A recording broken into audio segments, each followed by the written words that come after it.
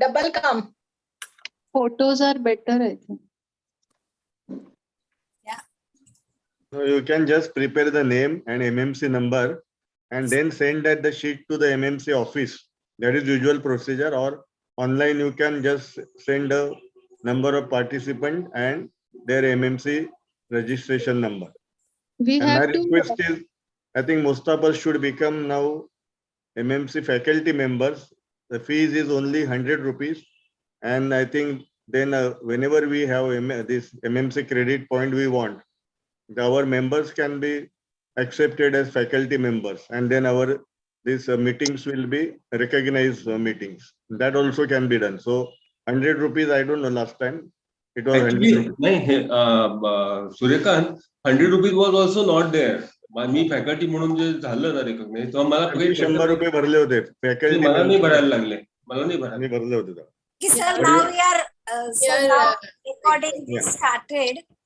So we'll start with the CME. Okay. Good afternoon, everyone. I, Dr. Vaibhavi Barut, welcome you all to our monthly CME of this month. First, we'll take the report of our month. This month, we celebrated World Breastfeeding Week. And with our very over-enthusiastic President, Dr. Anjali Gokarna, this time we have celebrated the World Breastfeeding Week in two areas, one in Virar and one in Vasai. In Virar, we had all the nurses, Anganwadi workers and Asha workers, where we had taken a lecture on how to do the anatomy, the physiology, and about the breastfeeding and how to do the breastfeeding and what all problems they have. And second workshop was undertaken in Vasai under the guidance of Dr. Anjali Gokarna. There we had workstations in which we had 4 lactational counselors, and one-to-one interaction was done with the Anganwadi workers and the Asha workers. And what feedback we got was, like, these people still aren't aware about the Bonla feeding, the Nifty cup, the breast pump and all. So they were very overjoyed to learn all these things, all these new things. And maybe we are used to it, but still our rural people are not used to it. So henceforth, maybe we'll have to take more lectures for our Anganwadi workers and Asha workers regarding the breastfeeding week. And now our more coming programs for this month will be World Charity Day, which we'll be celebrating in the next week. We are going to call children from our orphanage and do their health checkup and a little bit of charity for them. So I welcome you all with all this our work of this current month. And yes, just one thing. Yeah, I wanted to say that it's not just health checkup, but we are going to give an iron anemia prevention program to all of them. And we have also invited Bolinj Handicapped Children's School members also to attend the health checkup. And in Vasai, there is a Sanjeevani school, which we have invited them. All these schools will be, the teachers will be given iron to be given weekly to the children. So this was the idea, that anemia prevention program to them. And also the children of that orphanage will be given vaccinated with typhoid polysaccharide vaccine. Also, I remember this month, we had on the 21st of last month, we had CPR workshop. And that was attended by 20 people. It was organized by Vaibhavi Barot at Ankur Hospital.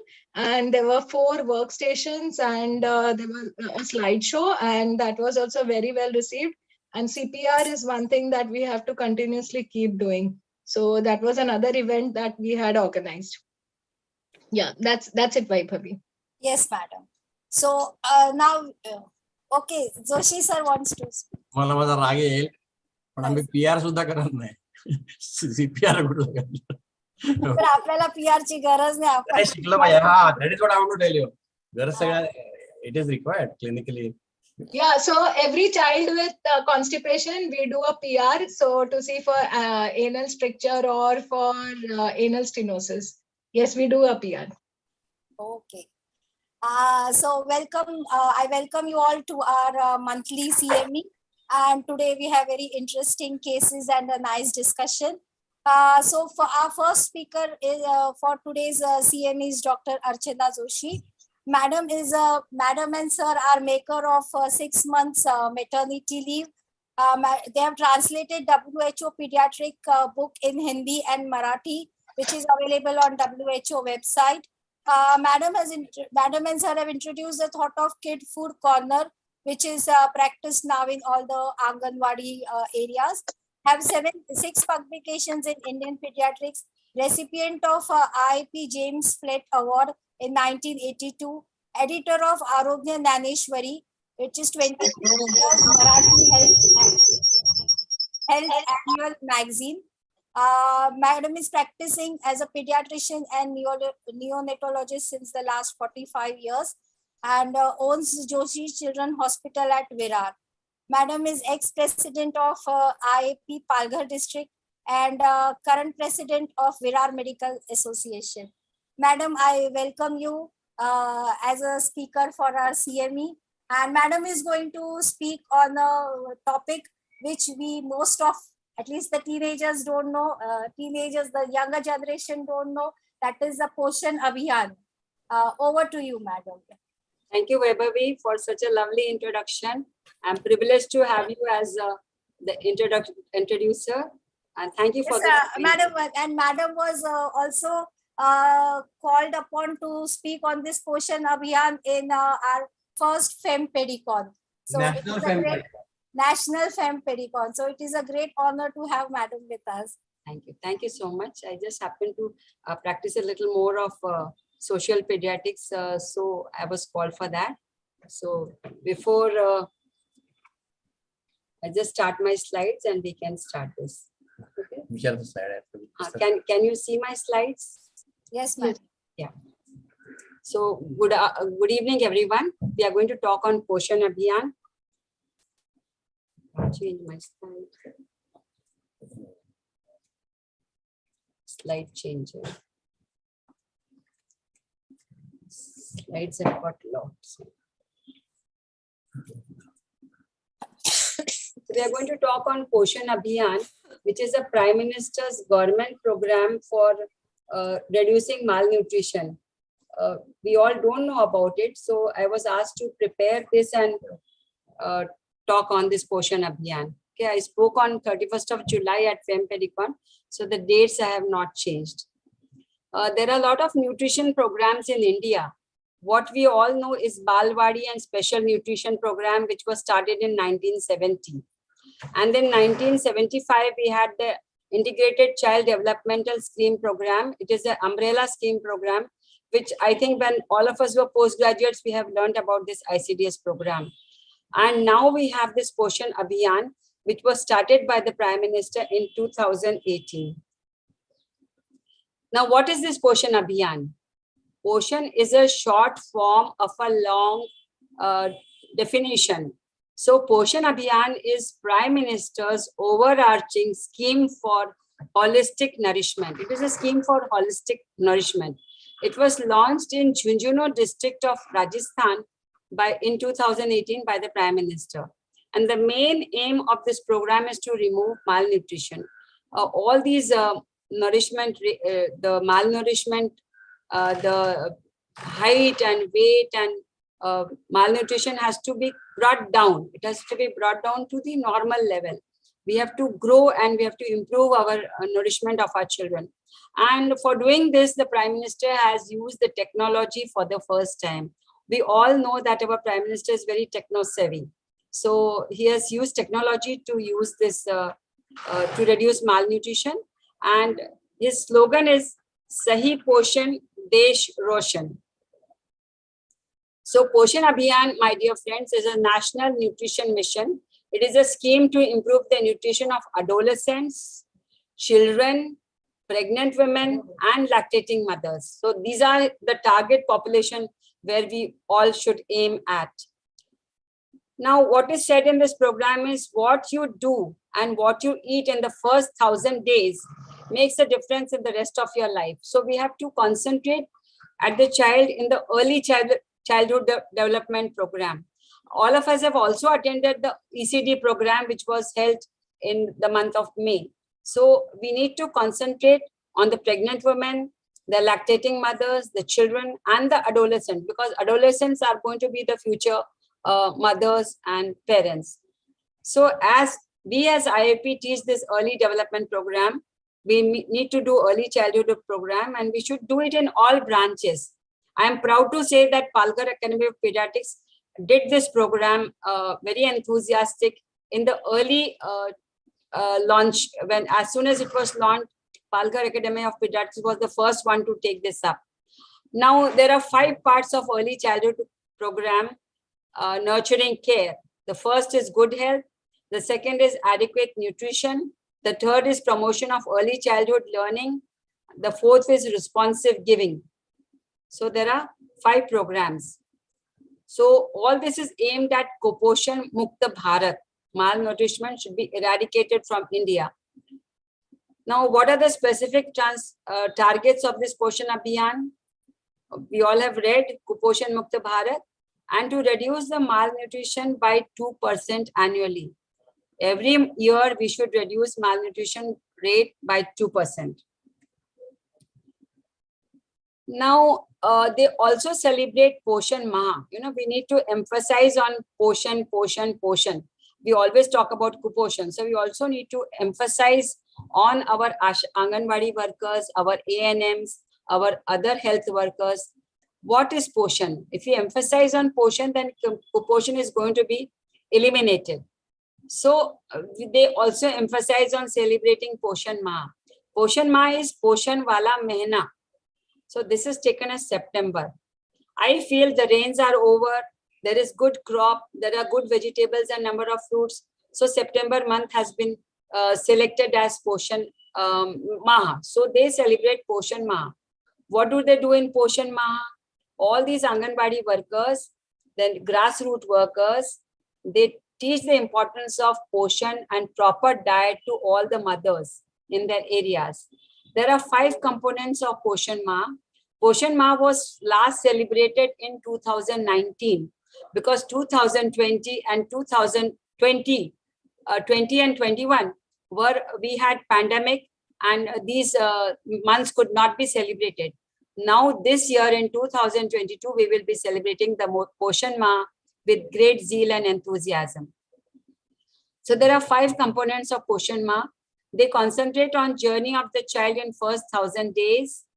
Then they talk on diarrhea prevention, proper washing of hands. They talk on Paushtik Ahar. They tell them the importance of green leafy vegetables, proteins, minerals, what all should be included. Then they talk about wash. Wash is a short form of washing, sanitation, and hygiene. They teach them proper washing of hands, the 6 steps of washing hands, and Anemia Mukta Bharat. We have to give them a good amount of deworming and give them iron and folic acid to make our India anemia free. So there is a new theme every year. There is a new theme every year for Poshan Maha, and we make all these grassroots level workers, the Anganwadi workers, the ANMs, the ASHA workers, all these are taught the importance of Poshan Maha, which has 5 sutras to be followed. Now, there are about 7 pillars of Poshan Abhiyan. These are the 7 pillars. This is Poshan Abhiyan, and we have 7 pillars. This is the convergence, the common application program. We have ICTS, then we have behavioral change, advocacy, Jan Andolan, then incentives are given to Anganwadi workers and other workers. There are innovative ideas which are welcome. There's training of personnel and capacity building, and there is problem solving. So there is a call center where we have problem solving. So Poshan Abhiyan has all these areas which look after the Poshan Abhiyan. Now, in short, if we talk about one program, the Integrated Child Development Program, and the common application software which is used. So if you see this chart, there is an Anganwadi worker over here with her mobile phone. She contacts the beneficiary, she contacts the local people, and then she informs her supervisor And also everything is fed into the data with the help of help desk. And then this whole data is relayed and it is given to the center, the state ICDS directorate, and the local district levels. So all Anganwadi workers and our seniors have mobile phones with an app and software. All the data is recorded online. There is good planning and execution daily, and there is less of paperwork. Now you can see all the Anganwadi workers who are flashing their mobiles. They're just showing off how they can work on these mobiles, and there is no paperless work is there. Plus everybody gets the data at district level and national level. So this works in offline mode, and it is in multilingual and regional language. You have in Gujarati, in South you have in Tamil and Telugu, and there is automation of 10 Anganwadi center registers, and there is alerts for service delivery and dues list. Nutrition indicators are there for respective catchment areas, and there are SMS alerts for all the beneficiaries and Anganwadi workers. The mobile application automates and digitizes the entire workflow of the Anganwadi worker, and it removes the need of physical records and registers. There's a lot of writing work which is eliminated because of using this technology, and this increases the efficiency and delivery of services. Here we are seeing a screenshot of a mobile which shows Parivar Prabandhan, family planning, Graha Brahman, that is home visit of the family, a to-do list, whatever has to be done comes in her mobile. Shala Purva Shiksha, preschool education, Buddhi record, this is the growth to health chart which they have to record, and this is THR. So all this is done on the mobile, and the Anganwadi workers have to do this daily. For this Poshan Abhiyan, many departments are involved. It is not a single department which is responsible for this Poshan Abhiyan. There are many departments which are important. The main department is Women and Child Development Program, Development Department, under which all the other departments like Health and Family Welfare, Drinking Water Sanitation, Department of School Education, Literacy and Human Resource Development, Tribal Affairs Department, Information and Broadcasting Department, Urban Development Department, Rural Development Department, the Niti Aayog group, the Panchayat Raj, the Consumer Affair, Food and Public Distribution Department, and this is all the departments, they work together hand in hand, and then this program is converged at national level, state level, district level, block level, and village level. So it goes from up to down to up, it travels, and national level. We daily get the data of what is happening, how is the malnutrition, how there is improvement in their growth curves, in their weight. All this is recorded and informed to the Women and Child Health Department. So to summarize in short, this Poshan Abhiyan is nurturing health and preventing malnutrition. This cycle goes on and on. So it is a short form of Prime Minister's overarching scheme for holistic nourishment. It aims at, with a slogan, Sahi Poshan Desh Roshan.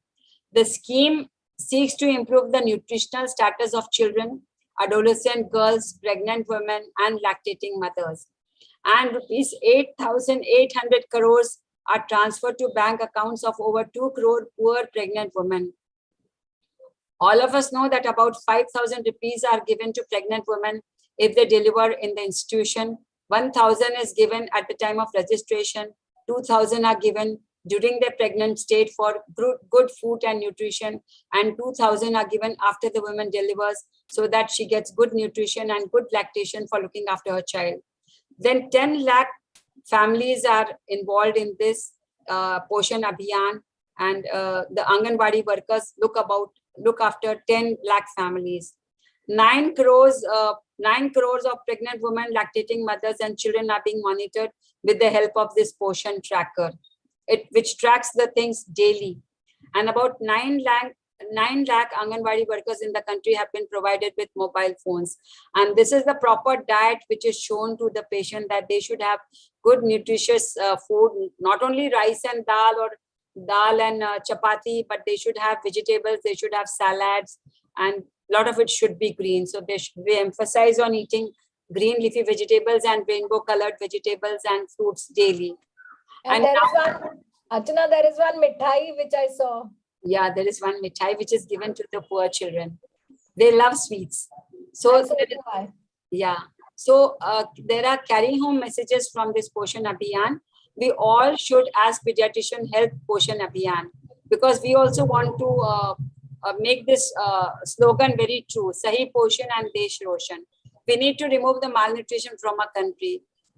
It is a sorry state of affairs that all of us pediatricians practice in urban areas, and we get to read in the newspapers there are so many deaths in the Palghar or in our Bada Mokhada. The malnutrition rate is still high. So it is shocking to hear all this and disheartening, but we should not lose hope, and we should do our bit to eradicate malnutrition. The first 1,000 days are the most important days for the child nutrition. All of us know our target population is adolescent girls, children, pregnant women, and lactating mothers. Because if our adolescent girls are well nourished, we will have good pregnant mothers, and we will have good lactation and less amount of lactational failures. And we should all celebrate the Poshan Maha. We should celebrate it every September with a new theme every year, and with a focus on healthy eating. Now, there are 5 principles of feeding when there is a journey of first 1,000 days of a child. We need to concentrate on diarrhea prevention, paushtik ahar, wash, that is wash and sanitation and hygiene. We should teach them the 5-6 ways of washing our hands. We should ask them to cut their nails. We should ask them to wash their hands with soap and water after coming back from toilet and before food.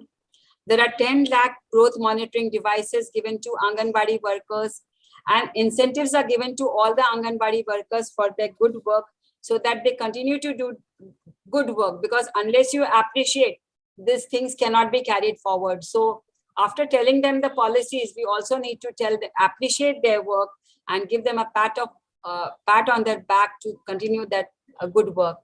9 lakh phones are given to Anganwadi workers, and all the data is filled in the mobile phones. It is a paperless work, and online national data is collected and used. And 9 crore pregnant women and lactating mothers and children are monitored by Poshan Tracker. And rupees 8,800 crores are transferred to 2 crore poor pregnant women for their well-being, for their nutrition, and for the proper growth of their fetus. And now, what is the action plan? Now, these are all the carry-home messages. What we should do? We should conduct early childhood development program with nurturing care in all our districts and the small towns, and we should teach it to all. The 5 parts of early childhood development with nurturing care are good health, adequate nutrition, promotion of early childhood learning, responsive caregiving, and safety and security. We should all promote successful breastfeeding, and I'm proud to say that our branch did not celebrate this week only for one day, but it celebrated twice in 1 week. Thanks to our enthusiastic president, Dr. Anjali Gokarn, who brought about this change. We should also celebrate Anna Prashan, which is the introduction of solid food at 6 months. You know, we have seen all the mothers after 6 months, they start giving cow's milk, diluted cow's milk, dal ka pani, chawal ka pani, and all these liquid foods. So we should emphasize as pediatricians that we should give solid as weaning food and not liquids. If we have a spoon, we need to show them the WHO spoon test. If there is a spoon, you take something in a spoon and tilt it. If the food falls down, that food is not, it's going to cause malnutrition in the child. But if you tilt the spoon and the food does not fall down, then that sort of thick food should be given to all our children after 6 months, because that is Anna Prashan. It is not Pani Prashan, it is Anna Prashan. So food should go in. So Anna Prashan, Ushtavan should be encouraged publicly. And whenever we get children at 6 months, when they come back to us at 6 months for our flu vaccine, we should say, क्या आपने Anna Prashan किया है? आपने food चालू किया है? यदि नहीं किया है तो आप कर लो. Or bottle feeding and outside milk should be discouraged. And we should publicly feed every 6 months baby in our clinic. If we have Shira or if we have some food, we should say, देखो doctor आपके बच्चे का अन्नप्राशन करेंगे. You are so lucky. So we should do that अन्नप्राशन in publicly.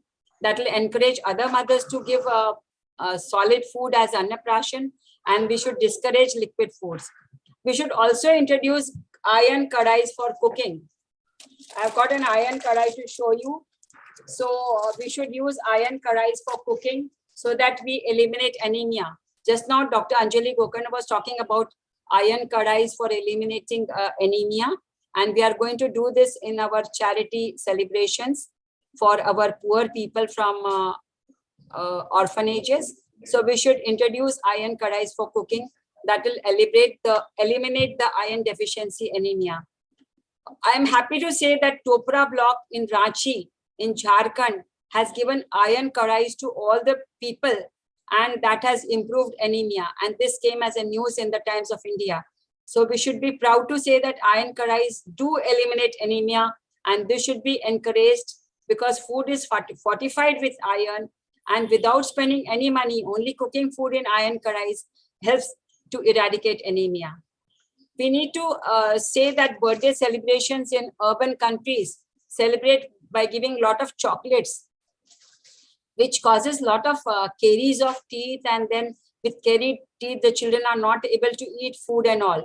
So we should encourage the cutting of fruits in place of cake, because fruits are more healthier than cakes. So we should also encourage school children to give fruits in place of toffees and chocolates so that the decay of the tooth is prevented.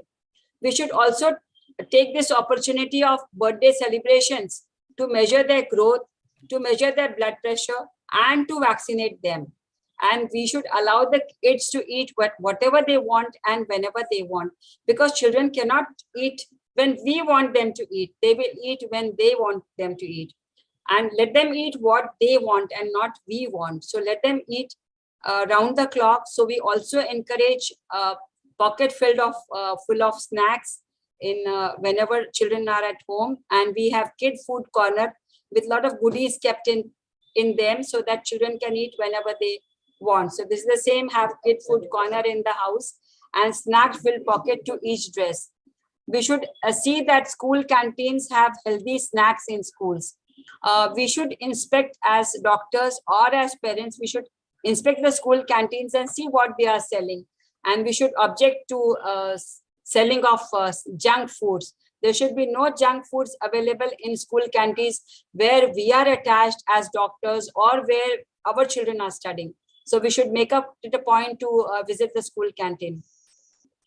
Last but not the least, we should educate all. We should make small videos in many languages while working, and we should use social media and print media and electronic media for mass education, because education can only relieve malnutrition from India, because people do not know, they do not eat the right things and they get malnourished.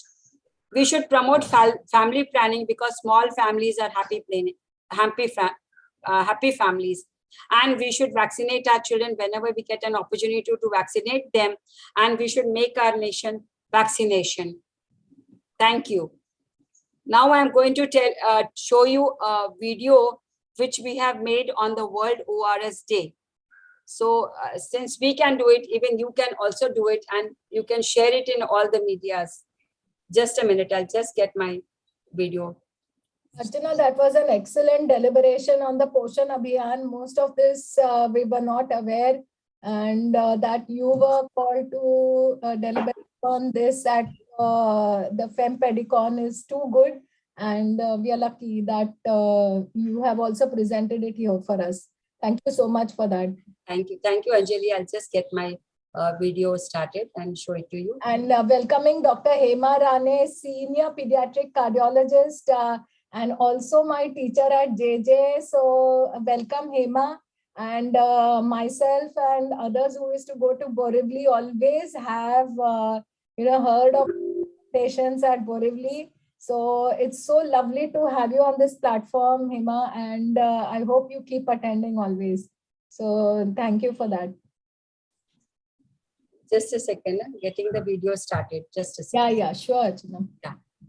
And Good afternoon, Hema. Video दिसतो का विचार? Can you see the video now? No. no, we can't. Hema, somehow we can't hear your voice. I think you are logged in from 2 devices. So perhaps you can put off one. Was my lecture audible? Yes, Yeah, yes, yeah, yeah. you are It was very audible. clearly. Very Very much. clear. Can you see the video now? Yes, yes. सुसु म्हणजे लागली सुसु छान तर मी छान अरे किती वेळ झाला मला तर तहान लागली आहे बापरे किती वर आहे पाणी माझा इथेही हात पोचत नाही आणि पाणी मिळत नाही मग माझी तहान तशीच राहते आणि मग सुसु कमी आणि सुसु कमी तर मी आजारी मुलांना भरपूर पाणी द्या तहान लागू देऊ नका अरे मी हे काय पाहतोय ताई रस्त्यावरचं उघड खराब खाऊ खात आहे आणि तिने हात पण धुतले नाही म्हणूनच ताई जुलाबाने आजारी ताईच्या शरीरातील पाणी कमी झाले ह्यावर एकच रामबाण उपाय एक पहिला पाण्यात मस्त चिमूटभर मीठ आणि चमचाभर साखर टाका हे मिश्रण व्यवस्थित ढवळून घ्या घरच्या घरी सुजल तयार सुजल म्हणजे मीठ साखर आणि पाणी म्हणजेच ORS सुजल म्हणजेच रामबाण उपाय सुजलमुळे ताई बरी झाली घरच्या एका कोपऱ्यात मुलांसाठी भरपूर खाऊ व पाणी ठेवा मुले दिवसभर खातील पितील आणि स्वस्त मस्त बनतील जुलाबाचा त्रास अशक्तपणा कुपोषण सर्व संपेल मुले आनंदी तर आपले घर व कुटुंब Anandi Thank you, everyone. Thank you, everyone. The short video on ORS. Fantastic. Fantastic, Hemant and Archana. Thank you. Thank you. Over to you, Vaibhavi. Madam, screen share stop. Kar. Yes. Thank you, madam, for such a lovely introduction to the Poshan Abhiyan, which I think many of us didn't knew what are the contents and what all to do in the Poshan Abhiyan. I think our Palghar district is also one of the district with malnutrition, and we hope all our members will help to remove malnutrition in Palghar district and help in the Poshan Abhiyan. The ORS video was excellent, and we'll also try and make such videos in future. So now today we have Dr. Hema Rane with us. Okay, sir. This video was made by Arun Gongade. Arun Gongade has 8 national international awards on cartoon films, like Golden Globe and he did it free. आमचं काहीच नाही त्याच्यामध्ये आमचं काहीच नाही sir पण तुम्ही सांगितलं असेल ना त्यांना आयडिया तुमची आहे अर्चना मागे लागेल So your concepts are always nice. Yeah. So for the next case, we have with us Dr. Jagdish Bhadbade, who is a senior pediatrician from Dahanu. Sir is practicing since the last for more than 35 years in pediatrics. 30 years. 40 years, sorry, sir. 40 years. And along with Dr. Jagdish, sir, we have Dr. Hema Rane, madam, who is the pediatric cardiologist to do the expert opinion about the case. So over to you, sir. Yeah. Thank you, Vaibhavi. I'll start sharing my screen. Is my screen visible? Yes, sir. Am I audible? Yes. Yeah.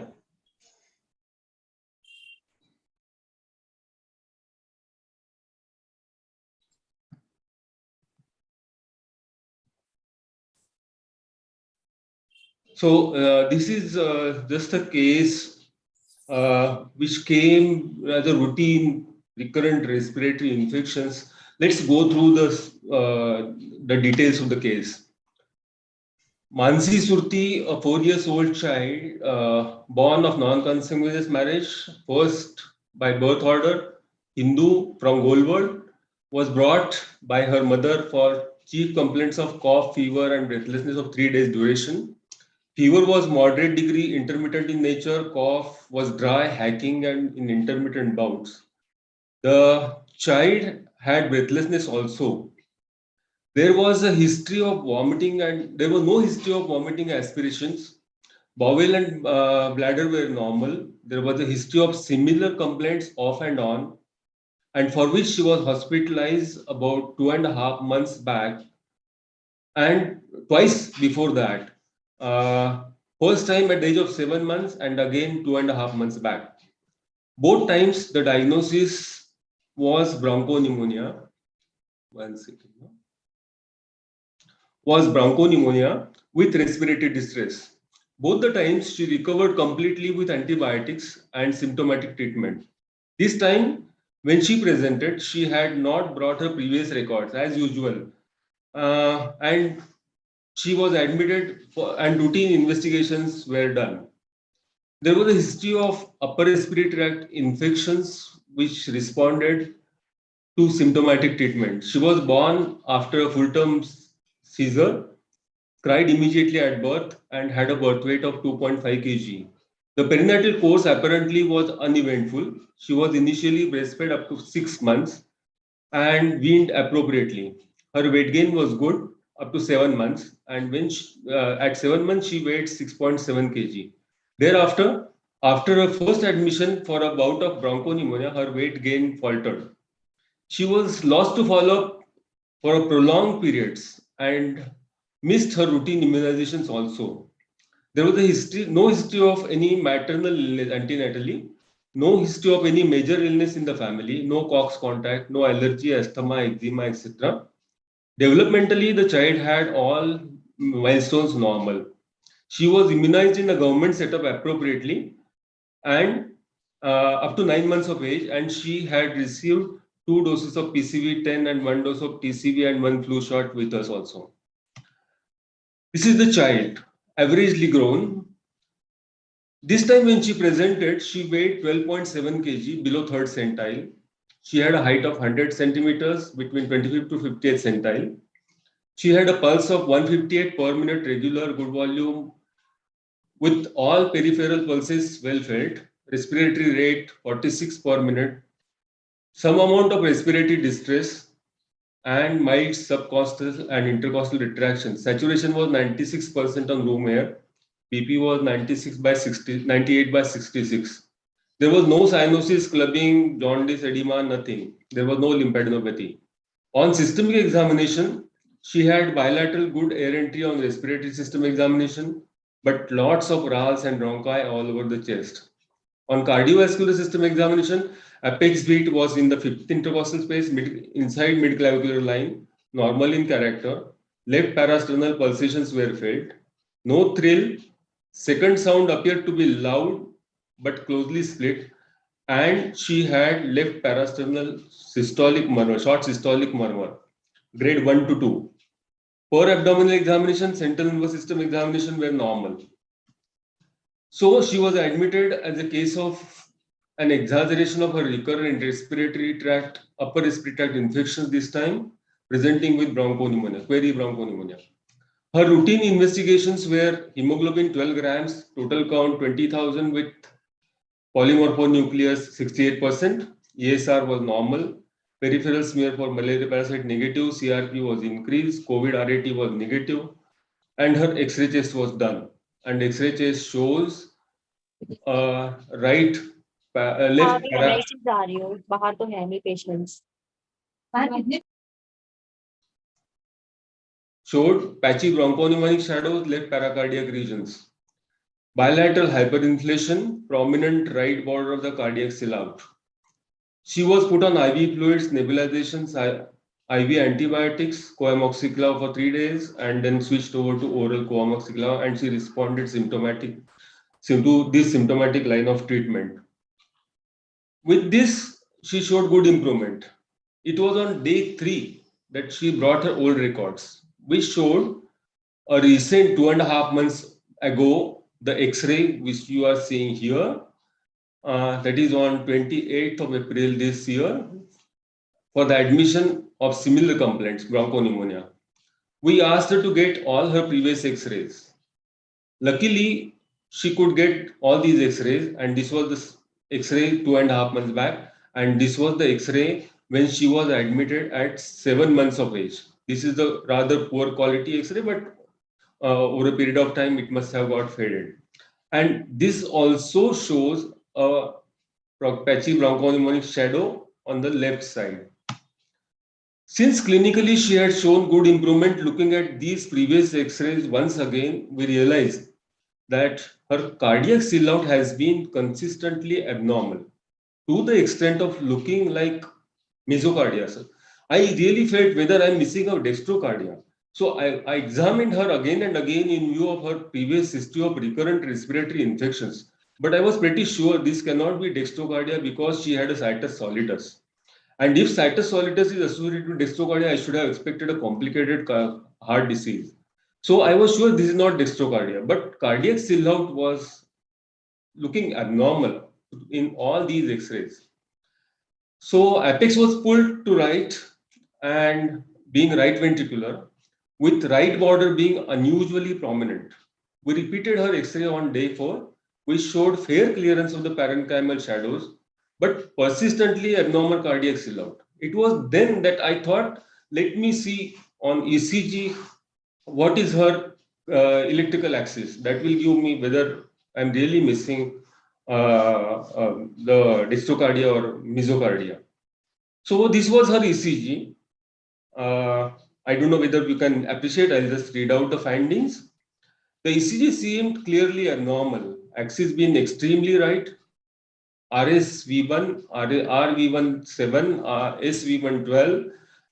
The QRSV 6 and QV61, and there was RVBB pattern. There was no voltage hypertrophy. Clinically, she did not have any significant cardiac abnormality except for evidence of right ventricular preponderance, sharp, narrowly split second sound, which was loud. I could not appreciate whether that split was fixed because she had tachycardia, persistent tachycardia. So I was not able to make out whether it was fixed or variable. And she had a faint grade 1, maybe grade 2, grade 1 murmur actually, which initially I missed because of a lot of adventitious sounds on the chest. And this was, murmur was there also on the right sternal border. With no cyanosis, no clubbing, we wonder if we were missing an ASD. But that did not really click, and we felt to confirm what we should do. So we sent her for a 2D echo. So it was here, ma'am Hema Rane came into picture. She did the 2D echo, and the 2D echo showed, this was done on 26th of July, and it showed the first 2D echo had poor echo window. There was a TR jet of 35 millimeters. Pulmonary artery pressure was increased to 45 millimeters with mild to moderate pulmonary hypertension, and there was a large coronary sinus and prominent left superior vena cava. The interatrial septum was normal, so that ruled out atrial septal defect. There were no shunts. Left ventricular ejection fraction was good, 72%. So, ma'am Rane called me and said, it looks just like pulmonary hypertension, secondary to maybe recurrent respiratory tract infections, and this time acute cor pulmonale, query. But she was also rather not satisfied. So she said, you do, because she is having recurrent infections, you do immunoglobulin studies also. And in the meanwhile, we'll also get CT scan done. to see if the pneumonia is resolving, because she was not sure whether the pneumonia is the cause of this pulmonary hypertension. Still, we felt we were missing something. So it was then that we referred, this was a 2D echo report, which I had already quoted. So mild to moderate pulmonary hypertension, secondary to persistent pneumonia, acute cor pulmonale, bilateral superior vena cava, and left SVC, large coronary sinus. And we did the CT. I don't know whether you can appreciate the details of the CT scan. I can read out the report. The CT scan gave away the diagnosis. There was no active consolidation. So our impression that the non-resolving pneumonia could be the cause of pulmonary hypertension had gone away. There were no GGOs, no cavitations, mild right atrial hypertrophy and right ventricular hypertrophy, and there was partial anomalous pulmonary venous return into inferior vena cava from the right side with left superior vena cava. Here, the patient went with the CT scan to Ma'am Rane again, and she did the second echo. So that times the second echo studies showed Jagdish, why not Hema explain it? Yeah. She will explain. I'll just hand it over to her. It showed the pulmonary venous return, which was there, which was missed on the first 2D echo, was actually from the subdiaphragmatic portion. It was going into the inferior vena cava, and she said she had to put a subcostal probe, and then she could realize that inferior vena cava was receiving that pulmonary veins, and there was a partial pulmonary venous return, and there was a lot of turbulence at the entrance of pulmonary veins and inferior vena cava. And that was the reason that it was partially blocked, partially obstructed pulmonary venous return. So the diagnosis now was obstructed partial pulmonary venous return with pulmonary hypertension causing recurrent respiratory infections and growth failure. Since it is symptomatic, we have to do something, and that she will explain now. Because an asymptomatic partial pulmonary venous return may present just like an ASD, and you may not need to do anything. So this is the so actually she can explain, Ma'am Rane can explain now how it went ahead, and she spoke to the cardiac surgeon also probably, and they have advised a correction for that. Now she will explain the entire case again. Jagdish, what was the pulse oxy of this child on admission? Normal, 96 on room air. So the partial pulmonary, a total pulmonary anomalous pulmonary return is always a cyanotic abnormality. Correct. But partial pulmonary venous return may not have any symptoms whatsoever. So this was totally missed always. There were no cardiac signs, no symptoms. She was only presenting with, and why I suspected was she was having persistently abnormal cardiac silhouette, and she had signs of pulmonary hypertension with right ventricle. On that, I suspected that she could be having an ASD, which I'm missing. That is why I referred her to for 2D echo. Emma, you will have to put off one device because otherwise will And unmute yourself. Unmute yourself. I don't know how to do it. Right? Yeah. You are audible now. Not presenting. Yeah. You can speak now. Sir, stop your screen share. Yeah, so she can share. Yeah. Very good case, Jagdish. See, I must thank the Palghar Association to invite me here. Generally, when Dr. Badbade sends his cases, they are very interesting and always positive. And when I saw this, Hema, your voice is echoing. You are logged on from mobile as well as laptop? Yeah, I think so. So can you put off mobile, please? Your voice One echoes. device. Put off one device.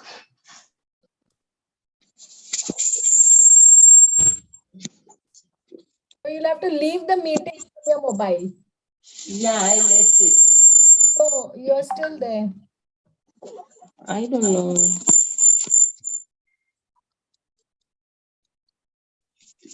How is it now? Still it is echoing.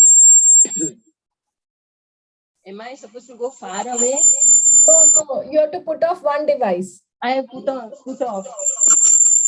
No, you have only closed the video. Yeah, you can keep the other mobile in another room. Okay.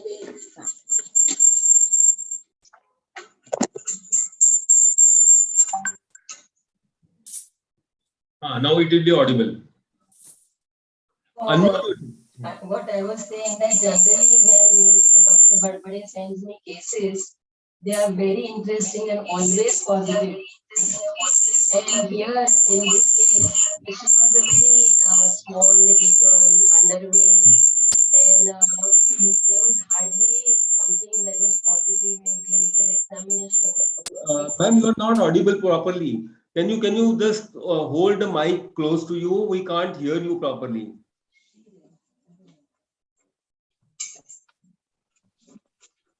Even the other device has to be kept far off. She has to log out of one device. But still, she can keep it if she is away. Yeah, that's good.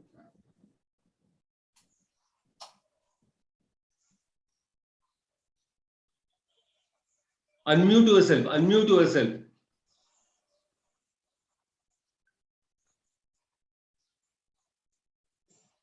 No, you are not audible. Yeah, she has not unmuted herself. Hema, there is a bar at the bottom which shows a mic and a video. So just press on that mic button. Who's sharing the screen? Yeah. Madam is sharing the screen, right?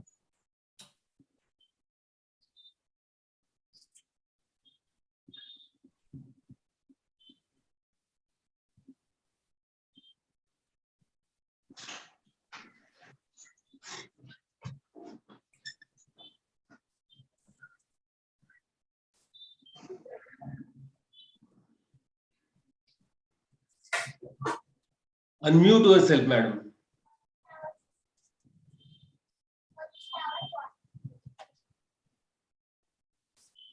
We can't hear. No, we can't hear. We can't see her also. Hema, we can see you, but you have to unmute yourself. There is a bar at the bottom. When you take your cursor to the bottom, there is a mic button. You'll have to press on it twice. Has the host muted everyone? No. Hema, just unmute yourself.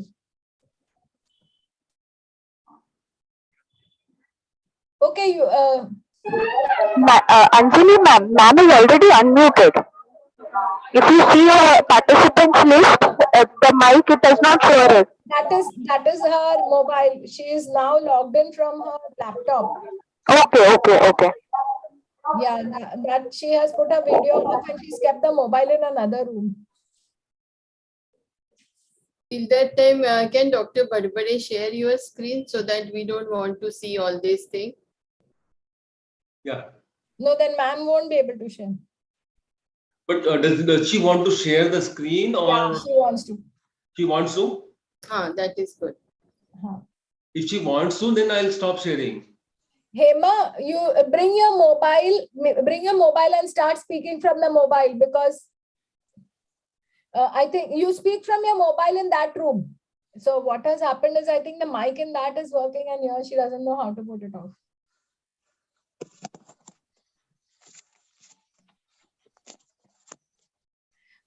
If the host can remove Hema Rane from the screen where she is not there. Am I also co-host? Yes.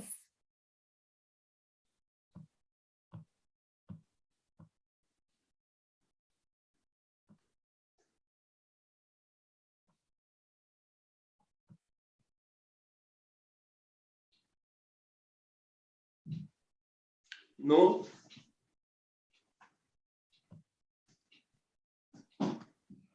I think meanwhile you can ask Sylvia also to give her opinion if she is there.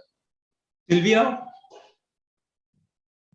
She is there, Sylvia. You can ask Sylvia to Who is give she was her speaking? opinion. Hello? Sylvia is there. Sylvia is there. Sylvia? No, I think we should give Dr. Hema Rane. She's too senior to. Yeah, Hema, we can see you. Please start talking. Now we can see her. But we can't hear her now. She has to unmute herself. No, she's connecting to audio. We can't hear you, Hema.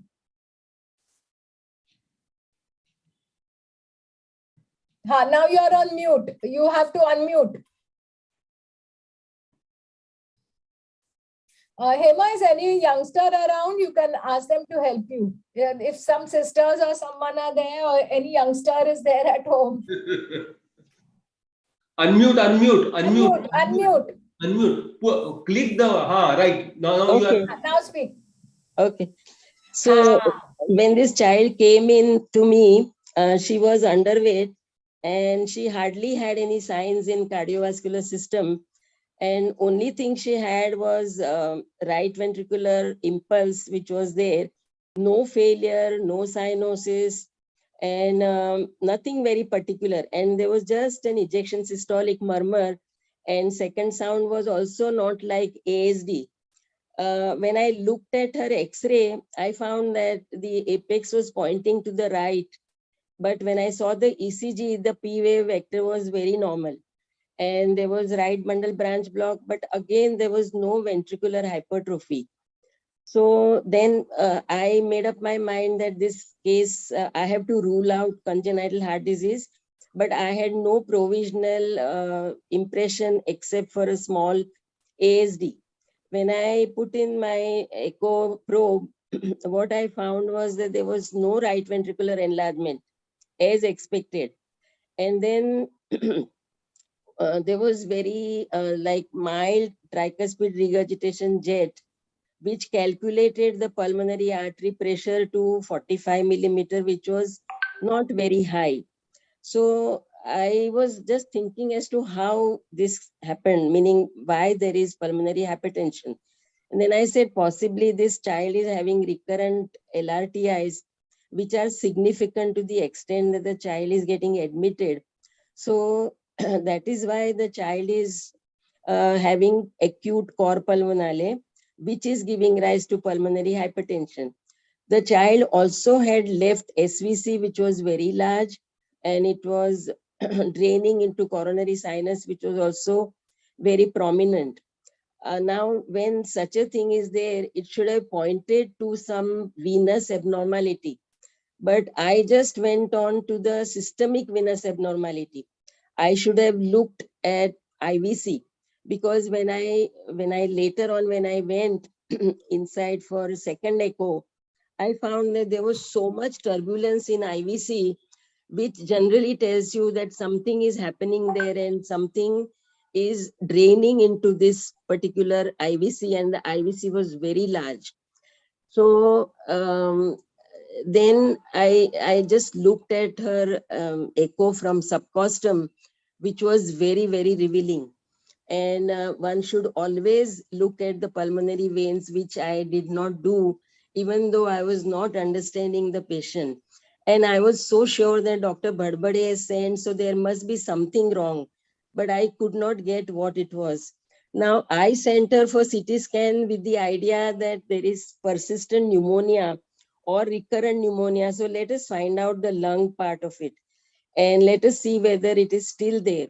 So they were very nice to locate the IVC, which was enlarged and it was showing turbulence. So that is how we picked up the case.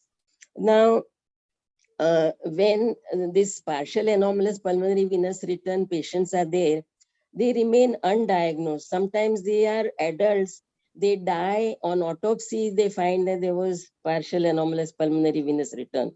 So many times they are associated with ASD, but many times they are isolated finding.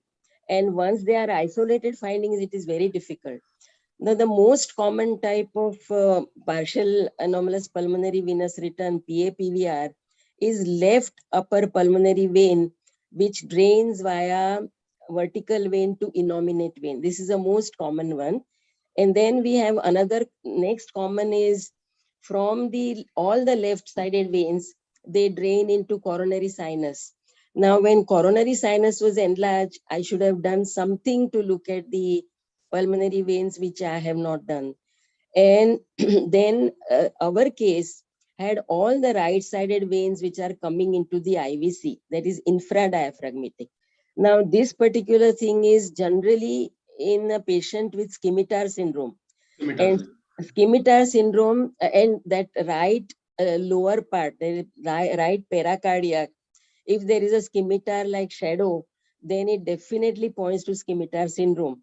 Now, this child's apex was very smooth and it was heart only which was coming on the right side.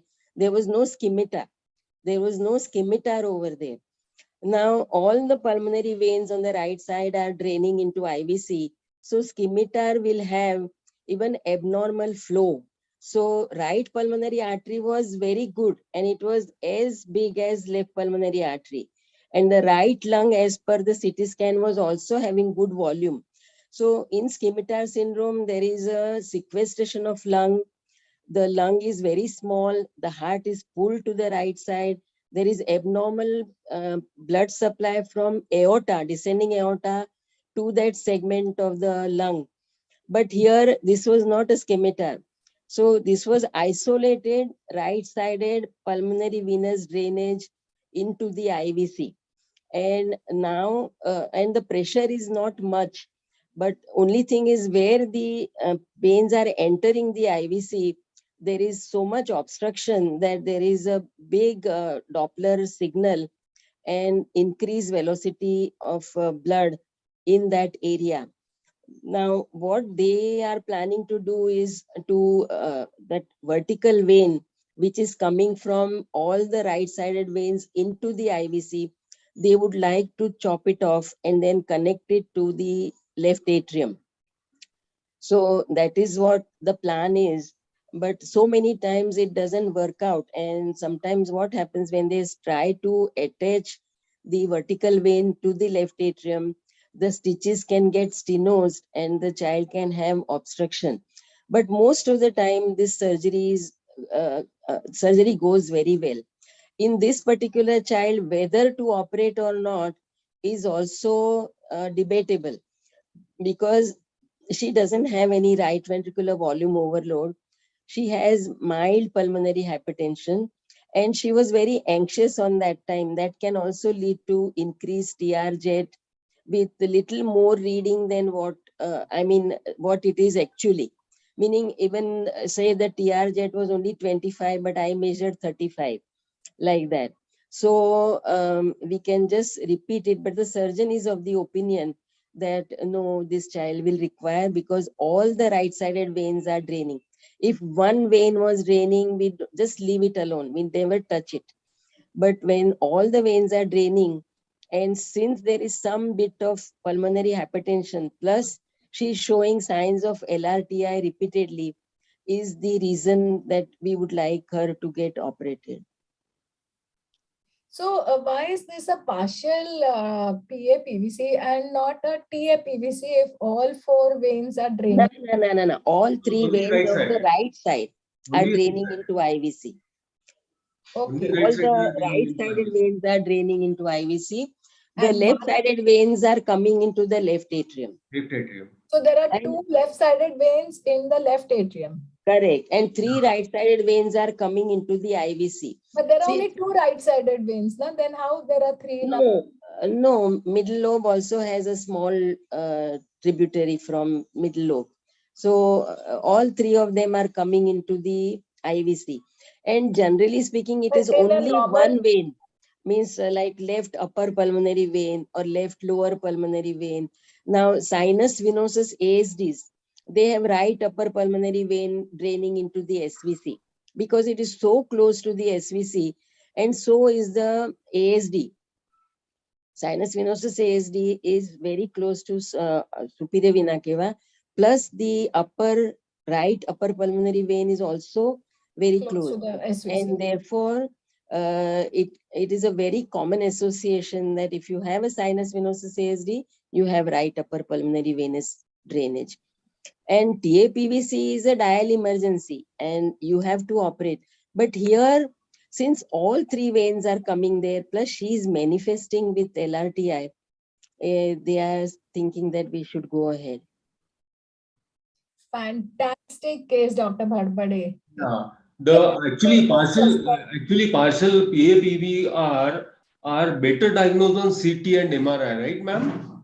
Yes, what happens, the veins to locate on echo, especially it is from suprasternal view. And most of the time, patients don't cooperate.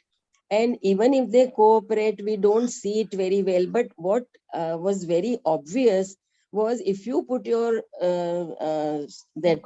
probe on the subcostum, the IVC was not looking like it should look in blue color laminar flow. It was looking with all different colors, yellow, red, blue, green, like that. And that meant that there is something going on there which was supposed to be picked up.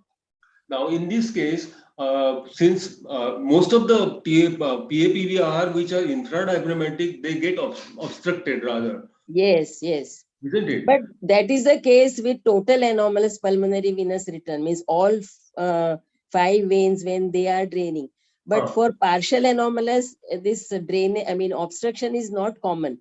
Plus, this child's obstruction is not to a great extent, but it is definitely more than what you would find in a simple pulmonary venous Doppler study. Now, in this case, would you advise going ahead with MRI angio to rule out sequestration? No, there is no other. See, the right lung is proper. Right pulmonary artery is also good size. And there is no sequestered lobe seen on the CT scan. Not on CT scan, not seen. Yeah, so I don't think that this is totally out. Scimitar syndrome is totally out. Okay. But in CT scan, the veins are seen so beautifully. Very well seen. Very well seen. Very well seen. So it is the indication to do CT scan in a cardiac case. Yeah. Especially, extra cardiac things are very well seen in CT scan. So coarctation, anything which is wrong with the aorta outside or the pulmonary veins, they are best seen on CT scan. Thank you so much for coming to I'm so sorry to waste your time. Yeah. No, but thank you for joining us and enlightening us about this case and the details of PAPVR and TAPVC.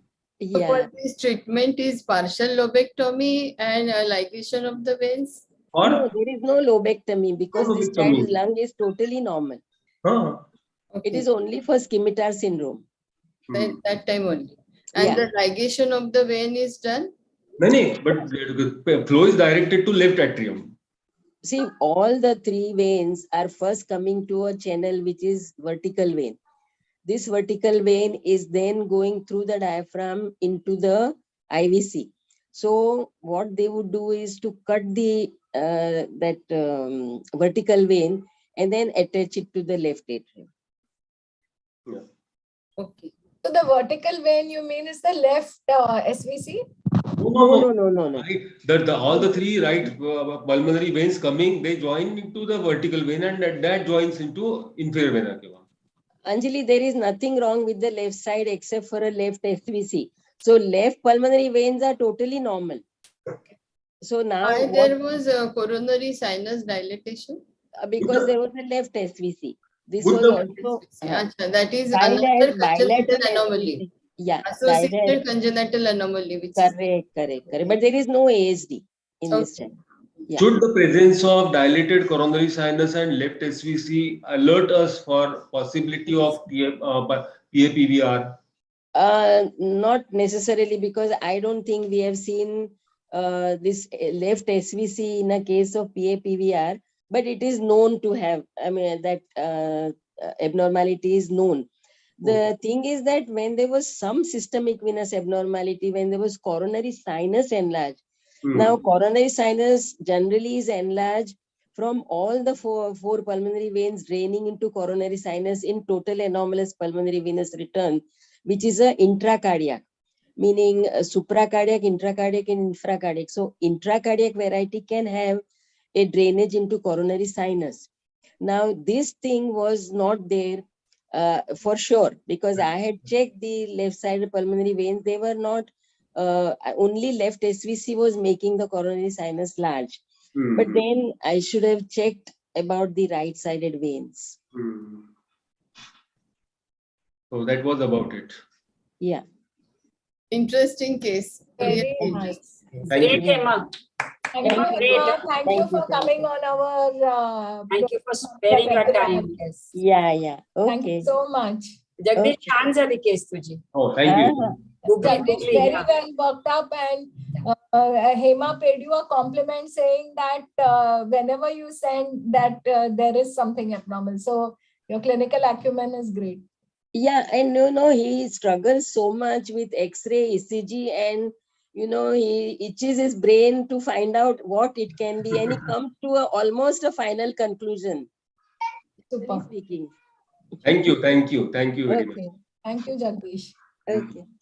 And yeah, Hemant sir wants to ask something. Jagdish took 40 years to present one case. He would have 400 more. So one case every month. Yes. Your all memories. I And hope Ma'am Rani can find time for each and every case that I present here. And same true for Suryakant and Jayashree and Anuradha and Vaibhavi and Shailesh and all 40 of us. Real learning is in our difficulties and our solutions. So I'm so happy. It took us 10 years to start this new beginning. Recently, Anjali, I have a patient who has got fetal echo shows double aortic arch. And now there is a dilemma as to whether this is going to cause compression to trachea, esophagus, whether there is a Di-George's syndrome, whether to terminate or whether to continue like that. But it's a very nice case of double aortic arch. Both the arches are seen to encircle the trachea and esophagus. Are the chromosomal studies done for this? Now we have done the amniocentesis, results are awaited. So, madam, you do fetal echo also? Yeah. Yeah. She has been doing for so ages. She has been doing. Yes, she was the one to start. I started, actually I started. Ashwini's fetal echo was done when she was with Hema Purandar, you remember? Yes, yes. Yeah. And I started fetal echo in Mumbai and in India also. Yeah. Because in For ages 1987. she has been doing it, yeah. Yeah. When I was a student. Yes, Yeah. yes. I was a student in JJ and Dr. Hema Rani was my teacher. So Hema helped us also with all our problem cardiac cases. Thank you, Hema. Thank you So, much. Hema, please join us every month. Yes, I can, but I remain busy. I go to Goregam, Gokuldham Medical Center, where I take long time to come back. But today I was not sure whether she will be able to join in time. But you attended in car, na? You attended the car. I'm sure you don't drive. No, I don't drive. Yeah. You are right. That is the best time, no disturbance. Yes. You are right. But she cancelled her case today and she joined. She said, no, I joined. Nice. Thank you so much. Thank you so much, Hema. Okay. Jagdish, We are what privileged was to the monkeypox case? Huh? Monkeypox. Monkeypox, these people, government people are stupid. They know it was referred, it went right up to state level surveillance and then Dr. Chauhan asked this local Taluka medical officer to go and collect the samples, and this idiot is telling me there is no history of travel. And WHO does not expect travel history to be there as one of the prerequisites. I said nothing doing. I called up again. Then the state surveillance officer told the TMO that you are not supposed to take this decision at your level. Please collect the samples. And then 6 days they wasted. And now yesterday I was told by Chauhan that they have collected the samples and sent yesterday. after such a long time. I don't know whether after such a delay, whether the samples will come positive or negative. Oh, Yeah. but after you have told this case, I saw one case. I looked very carefully for scalp lesions and I found one child because I think Alka mentioned that scalp. Yeah. But I saw one child with scalp lesions and that was a HFMD. So. But this child never had any mucous membrane lesions, and rash was very typical. You see the book pictures which are shown in WHO manual, and this was child looking at from distance also you could make out this is not a normal HFMD or any other virus. Is it possible for us to collect a sample from one of the vesicles and send it to NIH? Exactly, that's what I wanted them to do, but they messed it up, and for 6 days later they have sent the sample. Now after 6 days, what is going to happen? I don't know. If it Was comes it positive, a tomato flu? huh? Was it a tomato flu? They say the lesions No. are similar to. Tomato flu has come today. Today Yeah. it has come. Yeah. But I think even tomato flu is something like hand, foot, mouth. It is like a hand, foot, mouth. Yeah. But the lesions are bigger. Yes. Tomato flu is hand, foot, mouth. Similar. Today it has come. Bola na. If you ordered food outside, you get Zomato food. That Zomato flu is possible. Or even Swiggy. You may even get Swiggy. That is intestinal flu. Zomato flu. Or swingers, it is Swiggy. How about talking about hand, foot, mouth disease? Yeah, I think How about now talking the common next thing is our own Palghar Varta. Thank you, Hema Rane madam, for such a lovely discussion on PVR. And thank you, Dr. Jagdish sir, for such a lovely, interesting case presentation. We hope to hear from you for some more cases next time. And so now our topic next is Palghar Pediatric News. This is again concept of Dr. Joshi sir. In all the journals, we look on to the epidemiology of this disease, that disease.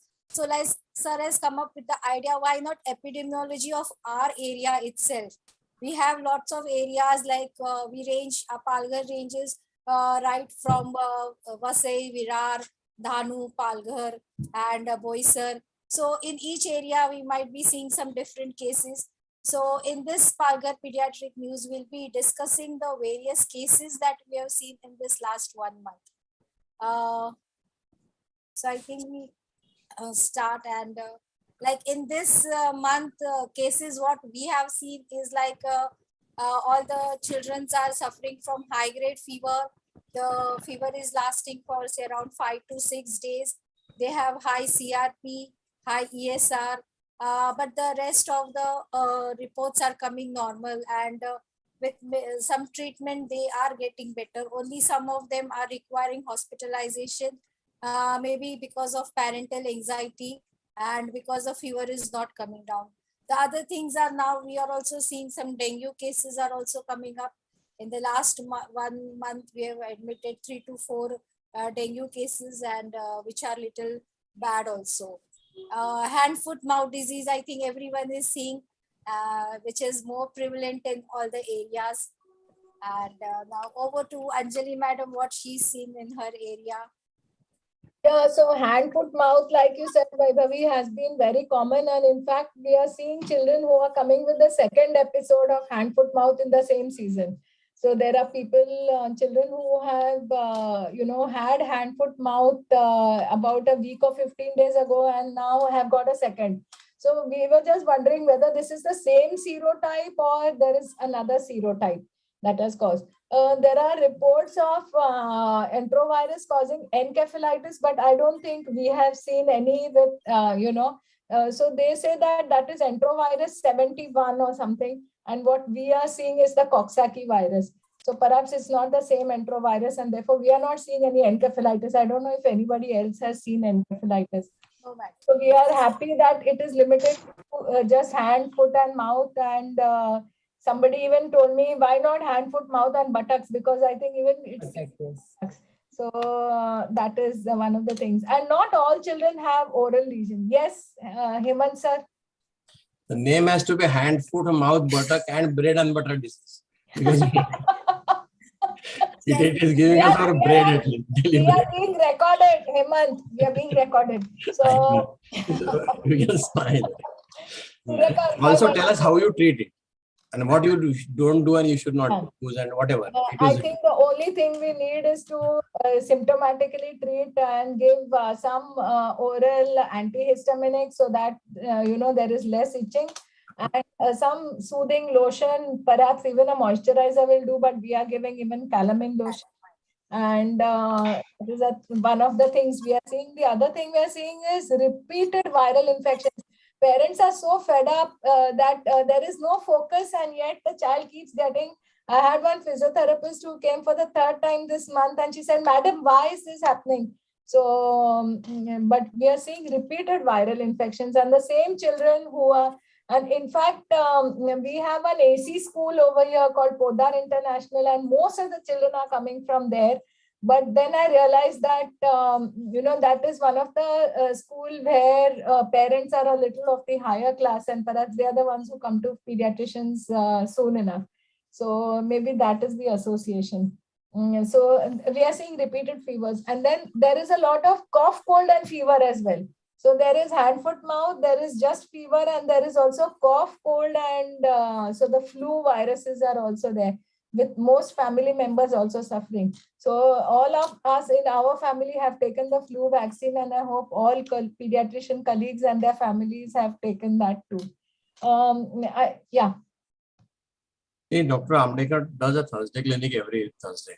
I would strongly recommend you. Ahilya became a stone, and Ram took her CMA, and then she came back to baseline. So I'm that Ahilya because I attend that every Thursday, and I put it. Yeah. Suryakant is also always so there. happy. No, so I want we all see BMS XYZ do good practice. So you don't need MD pediatrics to succeed. But then what's the difference? So to be on toes, to be the best, to be nice, to have our high clinical acumen, please stop your Thursday clinics and join from 6 to 8. Our president will give you the link in our common group. I always send that Junjunwala made 43,000 crore rupees and he died leaving that money. He had no time to look after his health. He did not invest in health. And we are not investing in academics. कुठले पैसे वर घेऊन जाणार एक clinic बंद केलं तर काही आकाश कोसळत नाही. Palghar was good when you were not there. Palghar will be good when you will not be there. So काय हे डोक्यात काढून टाका की जगाचं कसं कोसळल मी 3 तास अभ्यास केला तर काय तुम्ही नसले तर काय बिघडत नाही. ठीक आहे. So I'm very serious about this. We are all becoming bad doctors because we don't revise, right? So join Thursday clinics. The clinic ते सांगायचं कारण असं आहे की when a child presents say monkeypox or hand foot mouth disease, Dr. Amdekar says ki you prove that it is not COVID. तुम्ही कोणी केली का एकाची तरी Covid test? Why this is not different presentation of COVID? We do, sir. I am not testing you. I'm just telling you. Okay. See, we are all city hall pediatricians. We don't need that clinic. Yeah, but we are just et al. So it doesn't matter. So let's go beyond that. So number 1, number 2. याच्याने मी तर मला सांगून देते की do you see COVID positive, corona positive kids? नंतर सांगा मला पाहिजे तर. So Dr. Barod gets and I also get test kits free. 1000 रुपये किट फ्री मिळते. तुम्ही टेस्ट करा त्यांना रिपोर्ट द्या. तुम्हाला पण मिळेल तुमच्याकडे. तर मागवून घ्या आणि every at least indoor. You're getting the antigen kits, you mean? Antigen kits. Yeah, but now problem is that Palghar district DHO has stopped giving the free kits, and district collector has said that you cannot now do the test in your clinic because we had a group in Palghar where few doctors have shown interest. So he had given to one of our IMA member, and he was distributing. But since last 2 months, as the COVID has gone down, but I had kept, but they are expiry date. So sometimes I ask the patient to get it from the local chemist. Correct. Now, all I want to say is that at least What Dr. Joshi is saying is right, I think. Or at least your difficult cases. And everything is COVID unless proved otherwise. We have become so casual that no, it doesn't affect kids. And we don't know what's happening. Please carry on. I'm so happy about this, whatever is happening. It took us 10 years to introduce this epidemiology. One more suggestion is that we should also have a retrospective mortality survey in this area. Sure. And also there can be a verbal autopsy. This form yeah, we can do that survey also. We'll teach by example. We'll tell by example. All of us can present at least one case of our lifetime, 40 years time.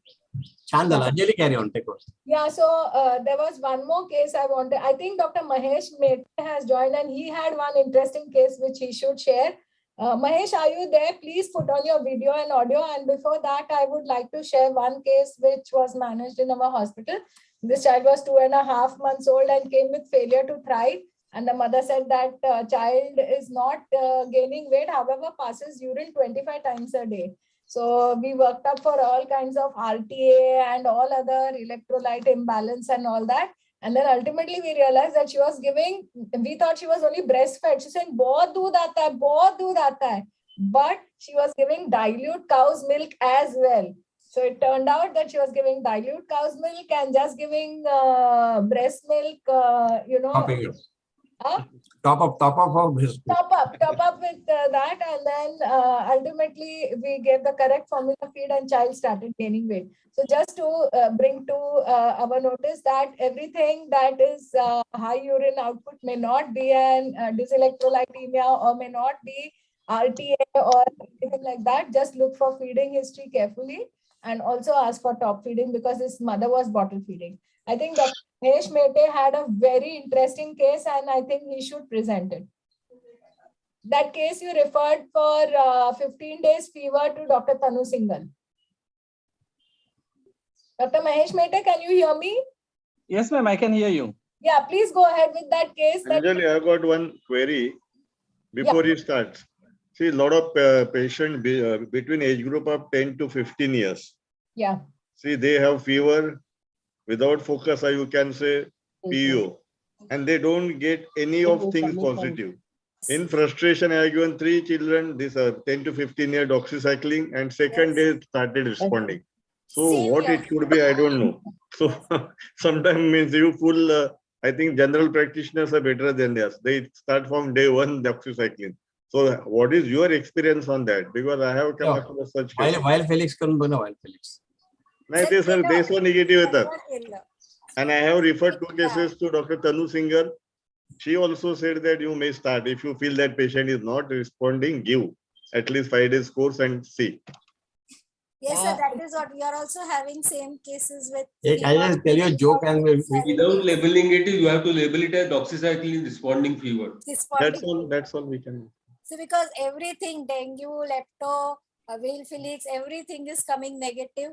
And the patient after starting with doxy is responding to. No, but last 1 month, the malaria which was not there, we are getting some cases of malaria here. Yes, malaria, dengue, and what going with Joshi sir, what Joshi sir said, hand, foot, mouth and COVID sir, but COVID is usually a respiratory virus. So we don't think of this respiratory and hand, foot, mouth, but going with the same thing, what dengue we are getting, we have done the COVID test in the dengue and we are getting very high titers of COVID positivity in this dengue because dengue is a virus and our COVID is also a virus. So maybe there is some cross reactivity and whatever dengue and COVID in association, they are all going into HLH also. We had 3 cases of HLH with dengue in the last 1 month. So what sir is saying is maybe where things are behaving differently, like dengue usually fever responds by 5-6 days. Our fever wasn't responding and what we have done is COVID and it is coming positive. So here both. Yeah. So in association. So what maybe in future we might be seeing all our malarias, lepto and everything with in association with COVID may be behaving differently till what they were behaving till now. Means if our normal case presents differently, then we'll have to think COVID in association. See, we do so many tests left and right. When there is an epidemic of COVID, we are admitting serious patients. एक 100 कराना COVID 100 COVID negative असेल तर then you by learning you are telling ki naste. Hemant sir, how many antigen positive you have got? No, we have done 3 and all the 3 came negative. Negative. Yeah, so we are also getting most of them negative. That's fine. So this is such an important data. If Anjali says, okay, I have done 25, Bharot say we have done 100, and I say 3, so then 133 all negative, then we are celebrated. But she has some positivity. असं सांग ना मला एवढं केलं किती positive आले असं सांग आता किती माहिती आहे तुला म्हणजे can you tell like all negative नाही तू जे केले त्याच्यामध्ये किती पॉझिटिव्ह आले सर डेंग्यू मध्ये केले तर मेजॉरिटी पॉझिटिव्हच आले. No. So you are saying antigen positive or antibody positive? Antibody positive. COVID antibody. Molecular काय व्हॅल्यू आहे? No. So not COVID antibody. So we are talking of antigen positive. Antigen positivity. So you are talking about RT-PCR. No, RT-PCR we have not. No, Anjali is talking about RT-PCR, right? No, we do antigen test. Antigen test. But now the kits are over. Now I want to tell you something more. See, we don't utilize the facilities available. Virar Mahanagar Corporation has 1,000 tests a day facility for RT-PCR at zero cost. I mean, they don't charge. And we have another one in Dahanu with the same similar facility. Same, I don't know what is the Dahanu facility, but same. But they don't tell us at all, so we don't use them. So I'm working in PVCMC since last 1.5 years, and they do RT-PCR and rapid antigen for each and every child, and I have not seen single COVID positive. Can you say कि I have seen 1,000 tests, 100 tests? असं काय सांगू शकते? मोठा आकडा सांग ना. Yes. All IPD maybe around 500 maybe. So that's a good one, na. Now we can confidently say कि 500 लोकांचं केलं negative आलं म्हणजे मुलांमध्ये होत नाही. Patient, I have not seen a single COVID positive. Maybe in second wave, I have seen 3, I think. But they admitted them. They managed them at home. I have got a different experience, but I have done my relatives because adult had fever not going and they were reluctant. But I said you should go RT-PCR. Both came positive. All kids came positive. Okay, in my private practice, So I think it is not that we can say that COVID is gone. It is we are not doing as sir is saying, and we are taking it very lightly, and we may end up with, I think, complications. That's what I think Hemant wants to stress. Yeah, if you are blind, we will have all those complications, MISC and all. Yeah, so Dr. Mahesh Pete has a case to present. So I think he's going to tell us about that. Yeah, go ahead. Mahesh, go ahead. Yeah. Just before starting my case, I just wanted to say that nowadays we are seeing very less number of MISC cases, but still we are getting COVID positive cases. But in last few days, maybe 2 or 3 weeks, we are seeing more swine flu positive cases.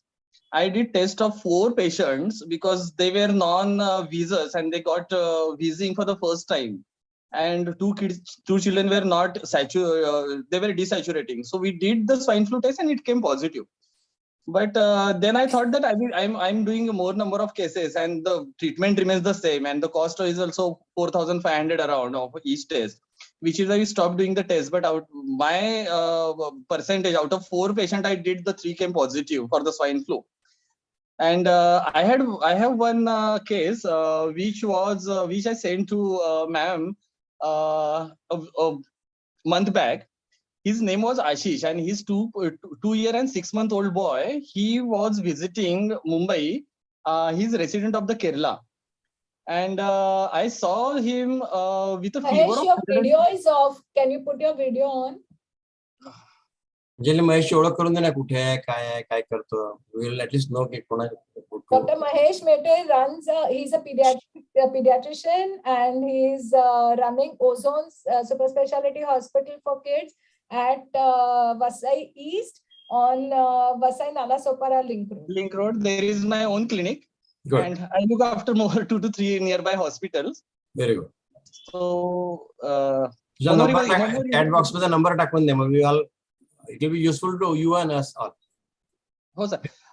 Joshi sir, आपण 2-3 वेळा भेटलेलो पण आहे. एकदा म्हातारा आपण झालो आता, परत सांग. Actually, everybody should know you, na? हा sir. There's no raw agent नाही ना, तू रॉचा एजंट नाही ना. सांग. नाही सर, ती दाढी अशीच वाढवली. नाही म्हणजे we should all should know ना, की आम्हाला चहा प्यायला जागा झाली की नाही सुपारा नाला सुपारा बसायची इच्छामध्ये. हा जरूर सर, कधी या. So I had Ashish who was hailing from the Kerala, and he came to visit the Nala Sopara. He came to my OPD with a fever of 103 on very first day. So whenever the child is more than having fever more than 103, I usually do the blood test. But nowadays we are seeing so many cases of viral fever with more high grade fever. So I did not do the test on very first day. But then he started having fever every 6 to 8 hourly, and that was 103 and sometimes 104. Then I thought that I should go ahead with the blood test. So I did his initial test, and which showed WBC count of 14,000, right? CRP of 113. So that time there was no focus. High WBC count and high CRP. So we thought there might be some hidden bacterial infection, and child need more investigation. So I admitted the child in Ozone Hospital. And then we started sequential investigations of the child. To go ahead before all the investigations, the child never had cold, cough, loose motions, or vomiting. He had constipation once. Also, on examination, from head to toe examination, there was no single positive finding. The throat was normal, ears were normal, chest was clear, abdomen was normal. There was no hepatosplenomegaly. The child did not have a tenderness anywhere. All the sides where the infection could be, like nails and everything was normal. So we had no lead point from where the fever could be. So then the time comes like investigating for the hidden infections. On the first investigation, we found the Vidal, and it was 120 for O antigen, while H antigen was negative. But it was on the 6th day of the fever, so we sent the blood culture, and we sent the typhi.IgM. But typhi.IgM also came negative, and blood culture, it was timed. It was a few days for it to come. We did USG abdomen, which showed mild hepatomegaly. And then for next 2 days, child was little bit sleepy, more sleepy. So what we thought, the child could be having meningitis, because there was nothing in the abdomen. Chest X-ray was clear, urine was also normal. So the parents denied the CSF, and which is why we went for MRI brain with contrast, and which came absolutely normal. So here we were completely clueless from where the fever is coming. So then I argued with parents again that we need to do the CSF, and the parents completely denied again. The child was initially started on ceftriaxone, which was given for the 6 days, and then we added with vancomycin and the metronidazole. But child then became awake, active, playing normally. So then I sent the child to the Gokarna ma'am. I spoke with her. Ma'am also examined the child, where in the Vikas Children Hospital we did 2D echo, which came absolutely normal. Then after discussion with the ma'am, we sent the COVID antibody, which came positive. Then again, we thought that it could be SOGIA. So we did ANA, which came negative. The EBV VC IgM, thinking about EBV, which has a similar presentation, the test came equivocal. And it was around 11th or 12th day of the fever, and the child was continuously getting fever of 103, 104. But on 13th day, the fever little bit decreased, and it was coming 101 and 102. The same time, then it was like we don't have a diagnosis. The repeat, the blood culture also we sent twice, and it came negative. The second thing we sent his repeat Vidal, that also came negative. So then it was like a previous Vidal could be false positive. So it was the case that we had almost 14 days of the patient observed from a very first day, and we did not have any diagnosis. So we sent the child. We thought that we'll send the child to the Dr. Tanu Singhal. We discharged the child, and child never reached the Ambani hospital. They stayed in the home. After 2 days, we called Ashish's parents, ki, how is the child doing? They said child does not have fever. While discharging, we had started him on the azithromycin as well as cefixime. Both were in the enteric doses. After 3 to 4 days, the child went for the Kerala, and we don't have follow-up after that. So they went to Dr. Tanu Singhal ultimately, and they did a repeat echo over there, and they found that there was, coronaries which were showing a little dilatation, as well as MR and TR, and they started the child on steroids and on other aspirin, and the child did well. And 10 days later, this child is now afebrile, but is on steroids in tapering doses and aspirin for 6 weeks. So she Okay, so they managed it as a Kawasaki. No, she thought of it as MISC. MISC, okay. She thought of it as MISC. So just to present this case as 14 days of this, and we thought that we are not seeing MISC anymore, but Manish has seen one case of MISC. So we should be aware that in this season of viral fevers, where we're getting very high fevers, anyone who has fever more than 1 week, do keep in mind that we could still have some inflammatory disorders, MISC as well as this. So if Mahesh remembers, the ESR from day 1 was very high. It was 93, 94, yes. Yeah, and also the ESR, the COVID antibody had come positive. So this turned out to be MISC. Parents gave us a different view that the child is leaving for Kerala. Probably then they went to Ambani hospital. What happened is that child was afebrile for a few days and then started running fever again. So they went to Tanu Singhal. Yeah. Yes, Hemant. MIS is miscellaneous illness, right? What is MIS? No, that is multi-system inflammatory disease of multi-inflammatory disorder of children. Mahesh is wrong, na? So obviously this was some inflammatory disorder, because this child was running very high fever, no symptoms, no other signs, and ESR was high. I think CRP was also very high, and the antibody test came positive. The coronary arteries were also dilated, and the child was otherwise comfortable in between fevers.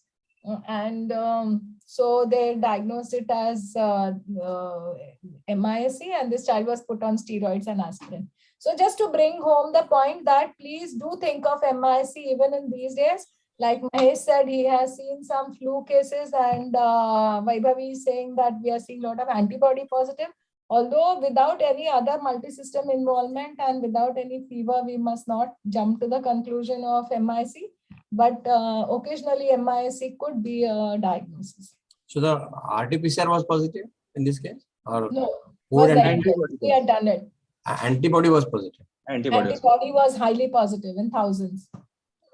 But most of them are.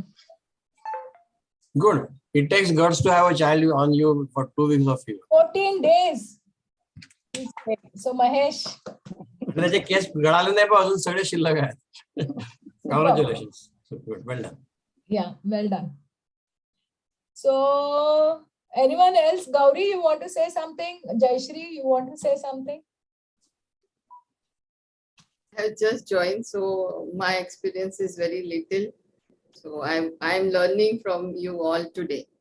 म्हणजे काय सांगा माहितीये का last A very good initiative to understand the epidemiology. And मी epidemiologyचा एक शब्दाचा अर्थ वाचला. So EP is like amongst, then like demons is people and logy is study. So whatever is like people suffering in our local area, we are studying that, and that will be helpful for the preventive strategies to develop. And it's a very good initiative.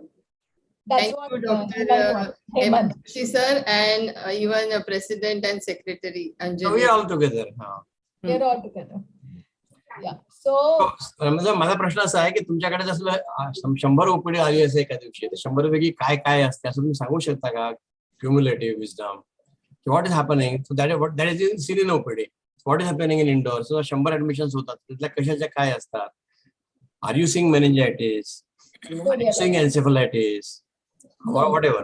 तर शैलेश कोणी पण हात वर करावा आणि सांगावं आपल्याला जे सांगायचं तर काय होतं आम्ही बोललो ना. So we had seen one case of HLH with dengue last month, not this month.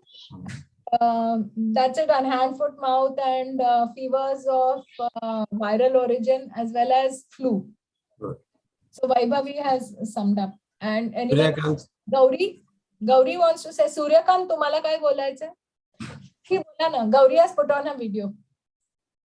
Gauri, तुझ्या चेहऱ्यावर लाईट नाहीये. Please unmute and talk. हा. Yeah. Unmute. ऐकू. Yeah. Hi. Hi. All the cases are almost hand, foot, mouth and viral fever.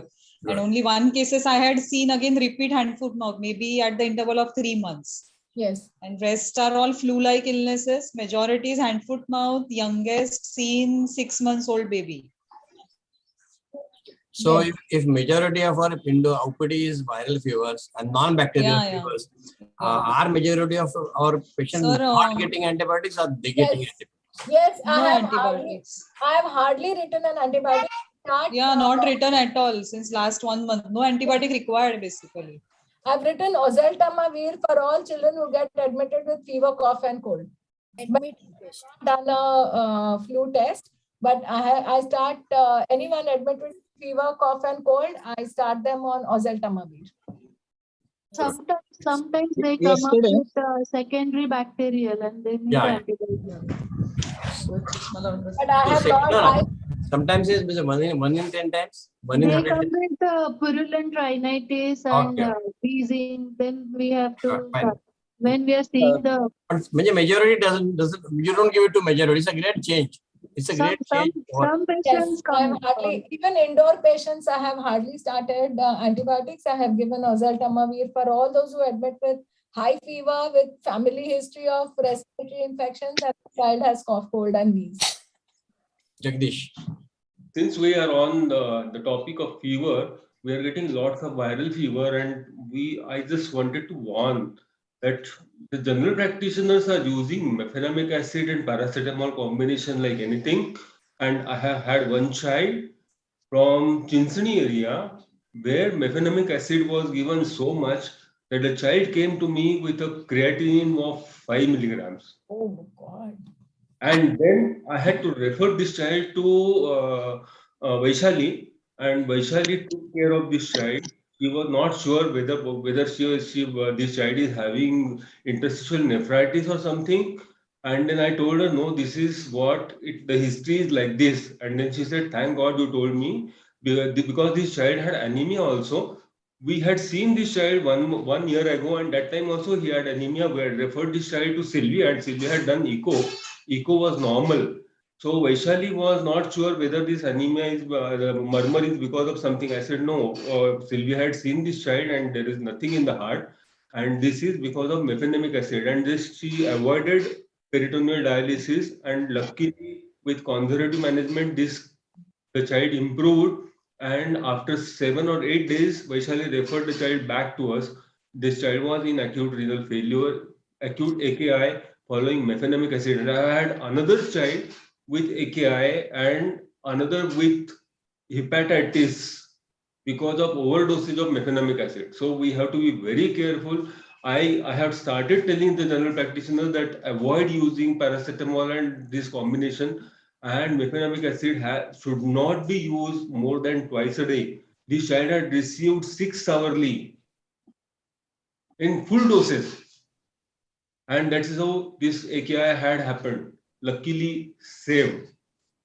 So this is a warning that we all should be aware of overuse of mefenamic acid. Yes, Hemant sir. Jagdish तुम्हाला लिहून पाठव चांगल्या शब्दामध्ये माझ्याकडे I have everybody on my WhatsApp group from Vasai Khade to Dahanu, all labs and all GPs. त्यांना मी ते टाकून दे. Okay. Positive होईल काहीतरी त्याचा. Suryakant I want to make a comment here. See, we may tell our patients, but I have seen the attitude of patients. Whenever there is a fever, and especially during these last 2 months, whenever fever doesn't go down by paracetamol or combination ibugesic and paracetamol. And third one, as Jagdish has mentioned, combination of paracetamol plus mefenamic acid. Parents have already bottles of mefenamic acid at their home, and they are giving regularly, whether we like or we don't like. Right. And if you read the Satoskar's pharmacology book, when we have doing our pharmacology on mefenamic acid, there is a specific mention that this drug causes renal problems. It is there. But how this drug has got promoted so much and why it has become so popular amongst parents, especially, I don't know. So we have to launch, as Dr. Hemant Joshi is saying, that we have to give a public notification from our IIP. And stop using combination. Paracetamol, whereas you can use paracetamol 6 hourly, maybe very rarely 4 hour, at the most 4 hourly. You cannot use mefenamic acid and paracetamol combination 4 hourly and 6 hourly. You are causing so much of harm. So the advice should go that stop using combination. Hemant sir, bola na. Yeah, I had the privilege of translating WHO book in Marathi and Hindi. So it says no paracetamol below 101 degrees. No paracetamol below 101. If the child is playful and it doesn't work. Number two, if you remove the fever, then the illness can grow because fever kills the viruses. There is no other medicine. Yeah, I tell the patients if the child is active, don't worry about it. Correct. Number three, the child is uncomfortable. Paracetamol doesn't work in a dehydrated child. If the child is dehydrated, he doesn't sweat. So hydrating a baby is more important. Equally important. Or you sponge him and you hydrate him, and then next time the drug will work. Shailesh, you want to say something? Unmute and say. No, madam. Mahesh wanted to say something. Yes. Recently, I saw two meningitis cases. The first was a child who was 1.5 years old. He had a convulsion at around 4:30 in the morning, and child became completely unresponsive. When I saw the child, he was already given phenytoin by someone. There was no activity, only withdrawal, and the pupils were pinpoint. Hello. You have to mute. Shailesh will have to mute. Yeah. Okay. Carry on, Mahesh. So I had a 1.5 year old child with a fever of 1 day, and he had one episode of convulsion, after which child became completely unresponsive. And GCS was like less than 8 because baby was doing only withdrawal on the painful stimuli, and the pupils were pinpoint. After 2 to 3 years, pupils automatically become dilated and they were sluggishly responding to the light. Then the child, we thought so many things. First, we did his MRI brain with venogram, and MRI brain showed panencephalitis with meningitis.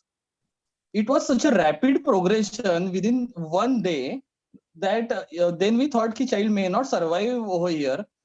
Also, parents were not affording, so they shifted the child to the KM hospital, and within 12 hours, before they think about the other investigation, child died. I had also one more case of a 13-year-old boy who came. Was it COVID? What was it? We don't know. Sir, I don't know, which is why I put the case first. The purpose of saying this case, because last year we found one Japanese encephalitis case in the Palghar area. So of thinking of that background, this Saturday we pediatricians from Vasai Nalasopara met, and then everybody discussed that everybody is seeing meningitis cases. So then we thought the parents who are affording, we will go ahead with at least Japanese encephalitis to be a RT-PCR we will do. So which is why I put forward this case. And again, I had one more case, that 13-year-old boy who had headache and vomiting for 7 to 10 days. Then when in the morning, his sensorium deteriorated, and the child was brought to my OPD, held by 3 to 4 people.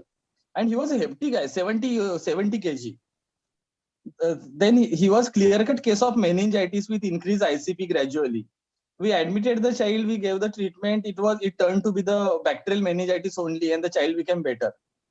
There was one more case who came with a left side hemiparesis. We investigated child. It was again meningoencephalitis, and parent took a referral within 1 day, and they went to again the KM hospital. त्यांचा अजून follow up आम्ही केलेला नाहीये, कारण 2 दिवसापूर्वीची जी case आहे. तर सांगायचा उद्देश असा की लास्ट 1 महिन्यामध्ये मला अशा 3 केसेस मिळाल्या, ज्यातला एक तरी इट वॉज अ पॅन एन्केफेलायटिस, आणि हा सेकंड केस पण असा गेला की अजून त्याचा आन्सर नाही आमच्याकडे, if it was viral bacterial, it was just encephalitis. तर आपण mortality survey, morbidity mortality. Good. Excellent. So in this season of virus, which we are saying hand, foot, mouth, so whether this is some virus, this, and perhaps we should inform the municipal corporation, and they can do. And if we collect a CSF sample, Mahesh, we can send it, and it's done free of cost at NIV Pune, Institute of Virology at Pune. They do Japanese encephalitis virus free of cost. So we know the epidemiology. माझ्याकडे एक 10 वर्षाचा असाच मुलगा होता. Came with fever of 1 day. Came with vomiting 105 fever. He became unconscious, not responding to painful stimuli. Within 2 hours, his BP started dropping. He had bradycardia, raised ICT, pinpoint pupil. He went into intubation, ventilation. Within 24 hours, he succumbed. His bacterial panel, viral panel, and everything was normal. CSF was just showing little bit of cellular response, not great to call it as meningitis. So CT showed that there was little bit of raised ICT. There was no evidence of blood. Means initially we thought that it might be pontine hemorrhage with pinpoint pupil and 105 fever and child not responding, and suddenly one episode of projectile vomiting, which was bilious, and suddenly collapsing the child. So initially we thought what with fever associated with pontine hemorrhage, but then the pontines were normal, and the pons were normal, and CT did not show any bleed. So some sort of, I think, some meningoencephalitis or some encephalitis which is progressing very fast and which does not give any clinician of any time to intervene. Means the antibiotic also does not work for your raise ICT के लिए whatever the treatment you are giving 3% NCL or mannitol also does not work on them, and they succumb very fast. So we were clueless in this. Yeah. So there is a guideline which says that when a child comes with meningoencephalitis or encephalitis, we have to start acyclovir until we rule out herpes. Already started. No, that's just, I'm just saying that. Yeah. Just one of the things that I thought of, that if we see encephalitis. And I had one more case like this, who came last month with very high fever, was admitted for fever and headache, and developed 107 fever. 107, we have never seen that, and had a convulsion at that time. And this child was transferred to Wockhardt Hospital, where they found that it was MISC. So I just wanted to say that, Mahesh, with your case of MISC, we also had one case of MISC. So that was in the month of July. We haven't seen MISC. So meningoencephalitis, MISC. Yeah, Hemant, you wanted to say something. Yeah, I think this is the best part of all that we had in last 10 years. What's happening in last half an hour is the best thing that we ever had in 10 years. Number one. Number two, Dr. Srikanth Chorghade is a senior pediatrician. So he said to he runs a well baby clinic, which I failed to do. Poddar could not do, I could not do, but he ran a well baby clinic, registering 1 year, taking registration fees, and calling them every fortnight for growth, development, vaccination in a healthy clinic, separate building. Sick babies are seen at separate building. So he said, whosoever received iron from me never came back to hospitalization, never came back with bad illness. Number one. Number two, H1N1 epidemic taught that who died? The vitamin D deficient died. Number three, we studied 1,000 vitamin D samples of children and 200 adults. 85% population is deficient. If we give vitamin D to everybody who comes to our place, at least he'll not come with a serious illness and get admitted with us. Give them maintenance vitamin D, 60,000 units every month, so that at least they don't come for hospitalization. Last 2 minutes. Can I present my case? Oh, जो राहिला जुना हे मध्येच झालं सगळं. सांग. दोन cases. Yeah, go ahead. तर madam last week मध्ये 2 केसेस बघितले, dinghy NS1 positive, IgM positive. They both behaved like a dengue. They had thrombocytopenia, they had rash on beginning, they had third spacing, they had ascites, they had effusion, everything was there. They recovered from the dengue on day 5. Day 6, the third spacing decreased. They started having itching all over the body on the extremities, but the fever was 102, 103, 104. Fever was still continuing. So we sent the inflammatory markers.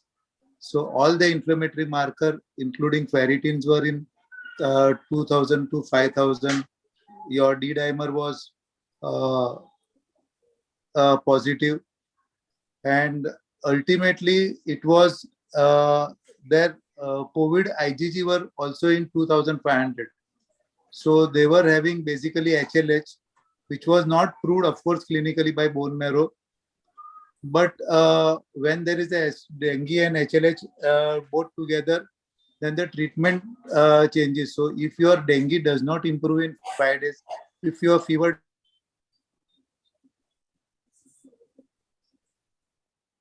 HLH, thing,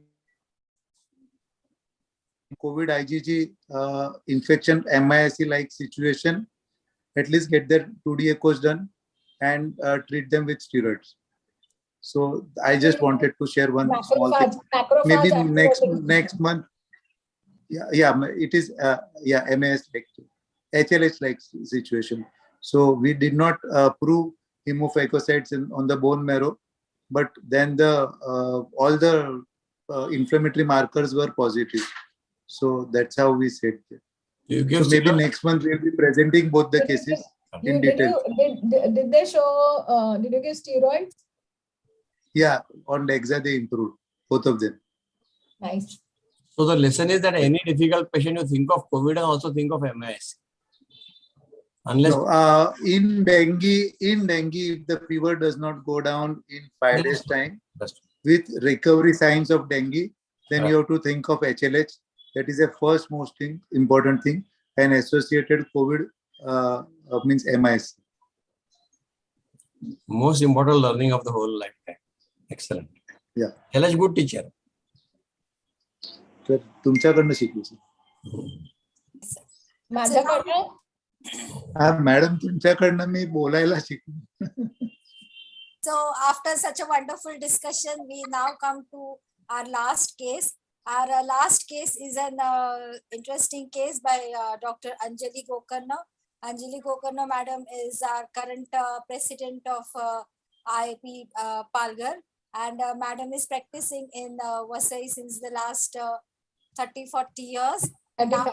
35 years, and now ma'am is going to present a case of child with NSRCA. Can you see my screen? Yes. Okay. I had the pleasure of presenting this case before, and it was in something called case challenge, and therefore this screen. I presented it on 15th of July. This 1 year, 8-month-old child had come for swelling all over the body. And with loose motions 3 to 4 per day for last 5 to 6 days, they were small, semi-solid, no blood or mucus. He had mild cough and cold for 2 to 3 days. He was sleeping more than usual, and his puffiness of face began suddenly since last 5 days. There was no diurnal variation as said by the mother, and some local doctor had started steroids. There was no fever. There was no vomiting, abdominal pain or discomfort, no urinary complaints at all, no breathlessness, no skin rash, and no apparent illness prior to this, no consanguinity. This was the second child, and there was no family history. So when we see a child like this, 2 years old child with NSRCA, the first thing that crosses our mind is nephrotic syndrome. And so, of course, as usual, we went on to work up for nephrotic syndrome. And we never really thought of asking about the diet. After we sent for their workup, the urine was showing no proteins. And then we went back to the diet. And this diet, the child was drinking 1 liter of milk per day, with 650, which gives about 650 calories and 20 grams of protein. The child was irritable, and every time the child cried, he would ask for chips, colas, biscuits, and the parents would say, "Kuch khata nahi hai, ye hi to khata hai." So they used to give that. Now this was of recent onset of about 1 week or so. And occasionally earlier, he used to eat from the family meals. Only his milk consumption was always 1 liter, because the grandmother thought that milk is the greatest diet of all for this child. On examination, he was pale, irritable, he had anasaka, no icterus, his normal, his chest was clear, and his CNS, he was little irritable and little drowsy, but there were no local signs, and there were no signs of meningitis or meningoencephalitis. There was abdominal distension, there was ascites, the liver was 2 centimeters and soft. If you see his height and weight, his weight was good. He was on the 50th percentile, and his height was between the 25th to 50th percentile, which was also normal. So this was not a marasmic child. Of course, this child was idiomatous, so one should make a little concessions for the weight, but of course, it still fell within the normal limits, and this child was not a child with malnutrition. When we did his hemoglobin, the hemoglobin was 7.5, the RBC count was 5.4, and the MCV and the MCH and WBC count, which was normal. WBC count was slightly raised, the polymorphs were 65, platelets were 4.25 lakhs. Nothing specific on the peripheral smear. So this just shows a very severe iron deficiency anemia. But if you notice, the RBC count was 5.41 with a hemoglobin of 7.5. So if you do the Menzer index, it was less than 13. So there is a possibility of thal trait. So that was what we thought on the CBC. Urine test was no albumin, no cast, no red cells. So obviously this was not nephrotic syndrome. So this was some Anasaka generalized edema with no urine albumin positive. Serum proteins, the albumin was very, very low, which was 0.8 grams. And the serum globulin was normal. And the total proteins were just 4.2. SGP was normal. Iron, when we did, the serum iron level was 16, and the TIBC was 454, and the transferrin saturation was just 4%. Now, TIBC, total iron binding capacity, that means the transferrin levels were low, which can be low because the proteins were low. And if proteins are low, then the transferrin levels will also be low. The HB electrophoresis, because the Menza index was low, we did the HB electrophoresis. And if you see, the fetal hemoglobin was 0.7, hemoglobin A2 was 97, hemoglobin A2 is 1.9%.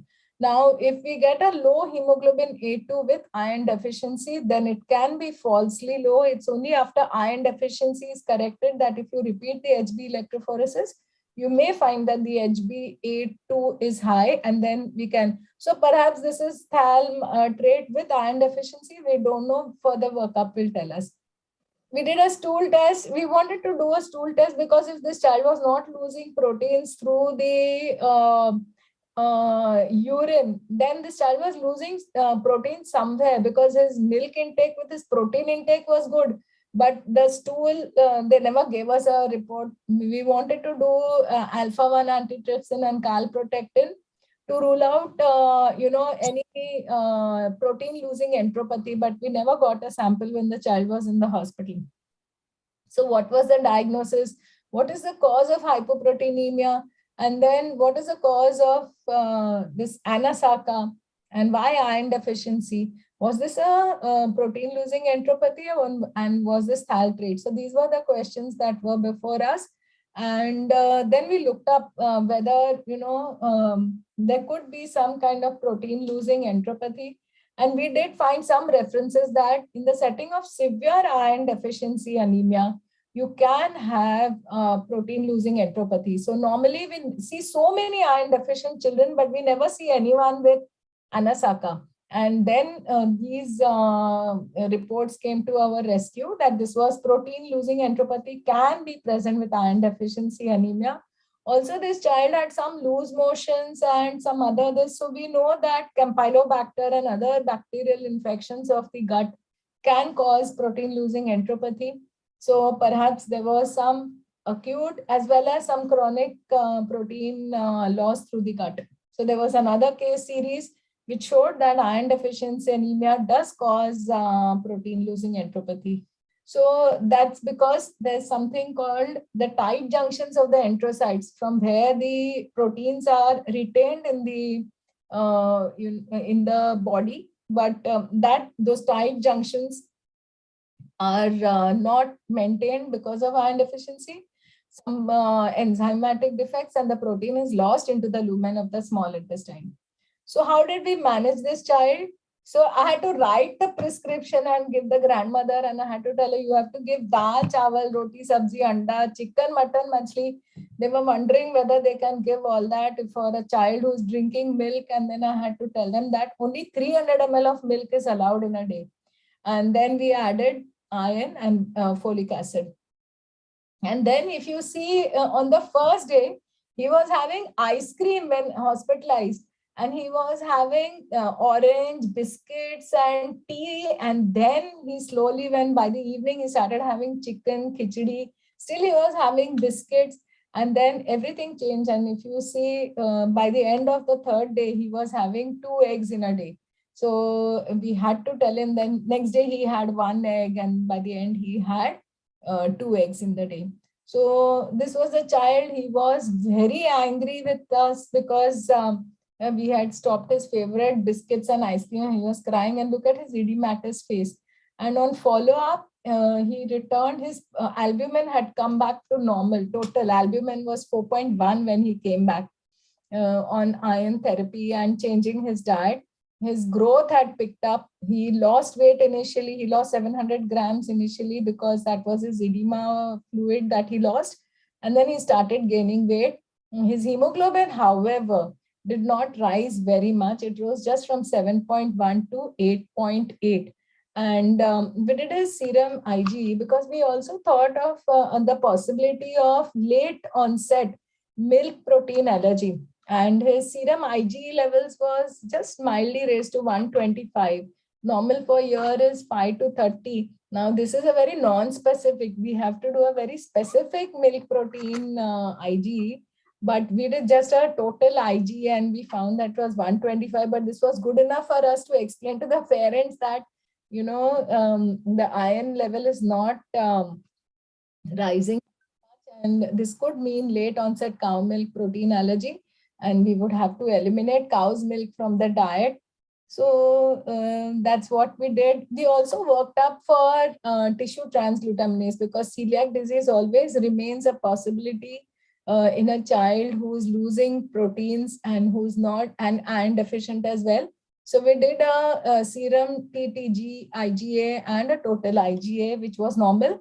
But TTGA comes positive only in children about 2 years. And before that, we have to do a gliadin test. And we did the reports of the deaminated gliadin peptide. Now, when I prepared this slide, it says that the reports were awaited. But both the reports of the IgA and IgG of DGP, that is the deaminated gliadin peptide, was normal.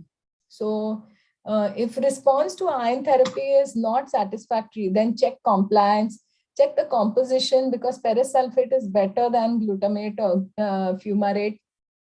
Then we have to keep a gap between the iron dose and meals, avoid calcium and milk with iron supplements. We have to rule out vitamin B12 deficiency, consider stopping milk altogether, and the repeat electrophoresis HPLC after correction of anemia, because iron deficiency anemia can mask Thal minor with a falsely low HbA2. And consider gluten enteropathy, for which we did do the test and which was negative. We could have considered upper endoscopy and colonoscopy to rule out a celiac disease, but we didn't do that. We thought the child looks comfortable and the edema started reducing after introducing a correct diet and iron, and we withheld these tests. And that's what we presented. So in summary, excessive cow milk intake, iron deficiency. So this is a routine kind of iron deficiency we see, but the first time I've seen Anasaka with iron deficiency, and that is why we presented this case. So whether there was late onset cow milk protein, whether there was protein losing enteropathy, whether there is other associate thal minor. So this was a case where if you see the macronutrient, he was eating lots of calorie dense food, but there was micronutrient deficiency. So it's important not to just eat rich food, but to eat micronutrient rich food. And that was what was important. So what was the challenge in this case was considering iron deficiency anemia due to excessive cow milk intake as a possible cause of protein losing enteropathy and Anasaka.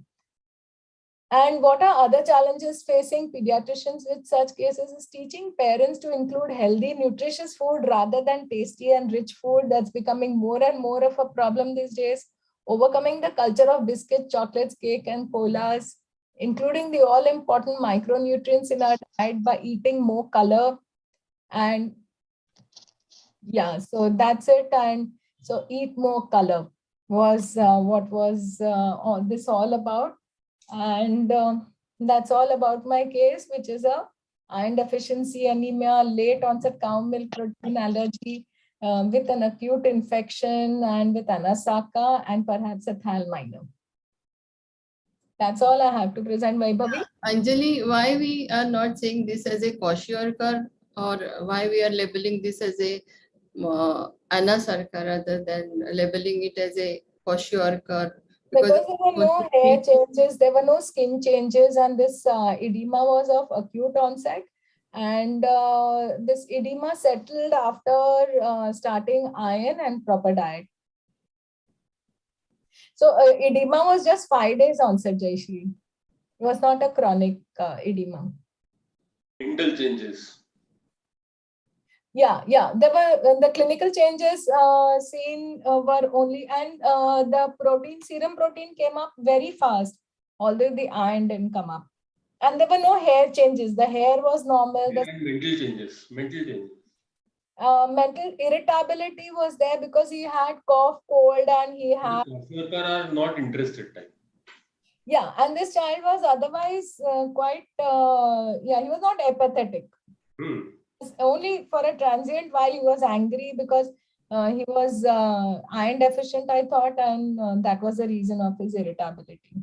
I don't know, I have to read again, but like it's not the chronicity of the disease or all the changes which are present are important, or some changes which are there which is we can label kwashiorkor. I'll have to read again, I think. Yeah, please do that, and please put it up in the group because that would be good. But I thought kwashiorkor has fine, thin, easily pluckable hair, and they have dermatitis, and they have a chronicity of that illness, whereas this child had just a 5 days history. Yeah. For that, again, the nutritional rehabilitation has to be a gradual one, not that fast like suddenly you have done. Yeah. Yeah. Thank you, madam. Very nice case. Yeah.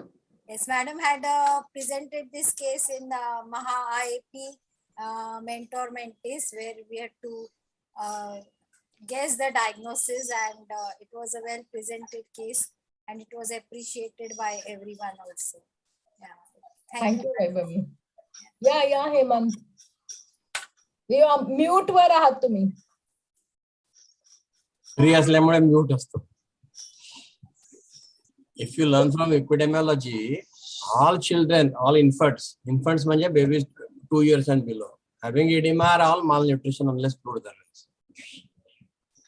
And we make 70,000 babies, and I'm sure 10,000 babies must be daily. 5,000-10,000 babies must be like this everywhere. We don't bother to press on the and see if there is edema. We don't have it. Luckily, Vasai Taluka doesn't have it, but otherwise many would. For me, PM is puffy eyes when he cries or just blinks his eyes. Is P, E is edema fit, and M is flattened umbilicus. If you see this together, this is the first thing to appear. And when this child falls sick, his albumin goes down and the puffiness comes. आणि ते तुमच्या औषधाने डोळ्याला सूज आली असं पण होतं. Excellent. आज खूप दिवस छान झाला. Excellent. Thank you everybody. Radha? We had 5 days back, we had same case, 2 years male child with history of fever since 7 days, cough, cold, and he referred here for blood transfusion because his hemoglobin was 4.2, and child was bottle fed since I think 4 months of age, and used to take 1.5 liters of milk. And he had actually bronchopneumonia also because of bottle feeding. He had infection also. So we admitted, we stopped his bottle. We started IV antibiotics and treated his bronchopneumonia. Along with that, we started iron. And we also did HD electrophoresis because he had hemolytic phases, but it came normal. His iron was low. Iron binding capacity was also low, as you told that it was because of low proteins, but he had he did not had low proteins. And once we started iron, on day 3 fever went because of antibiotics. His distress went. He started eating, and he became playful and active, and we discharged him on oral iron and all the food. He's fine. Super. He had Anasaka? No.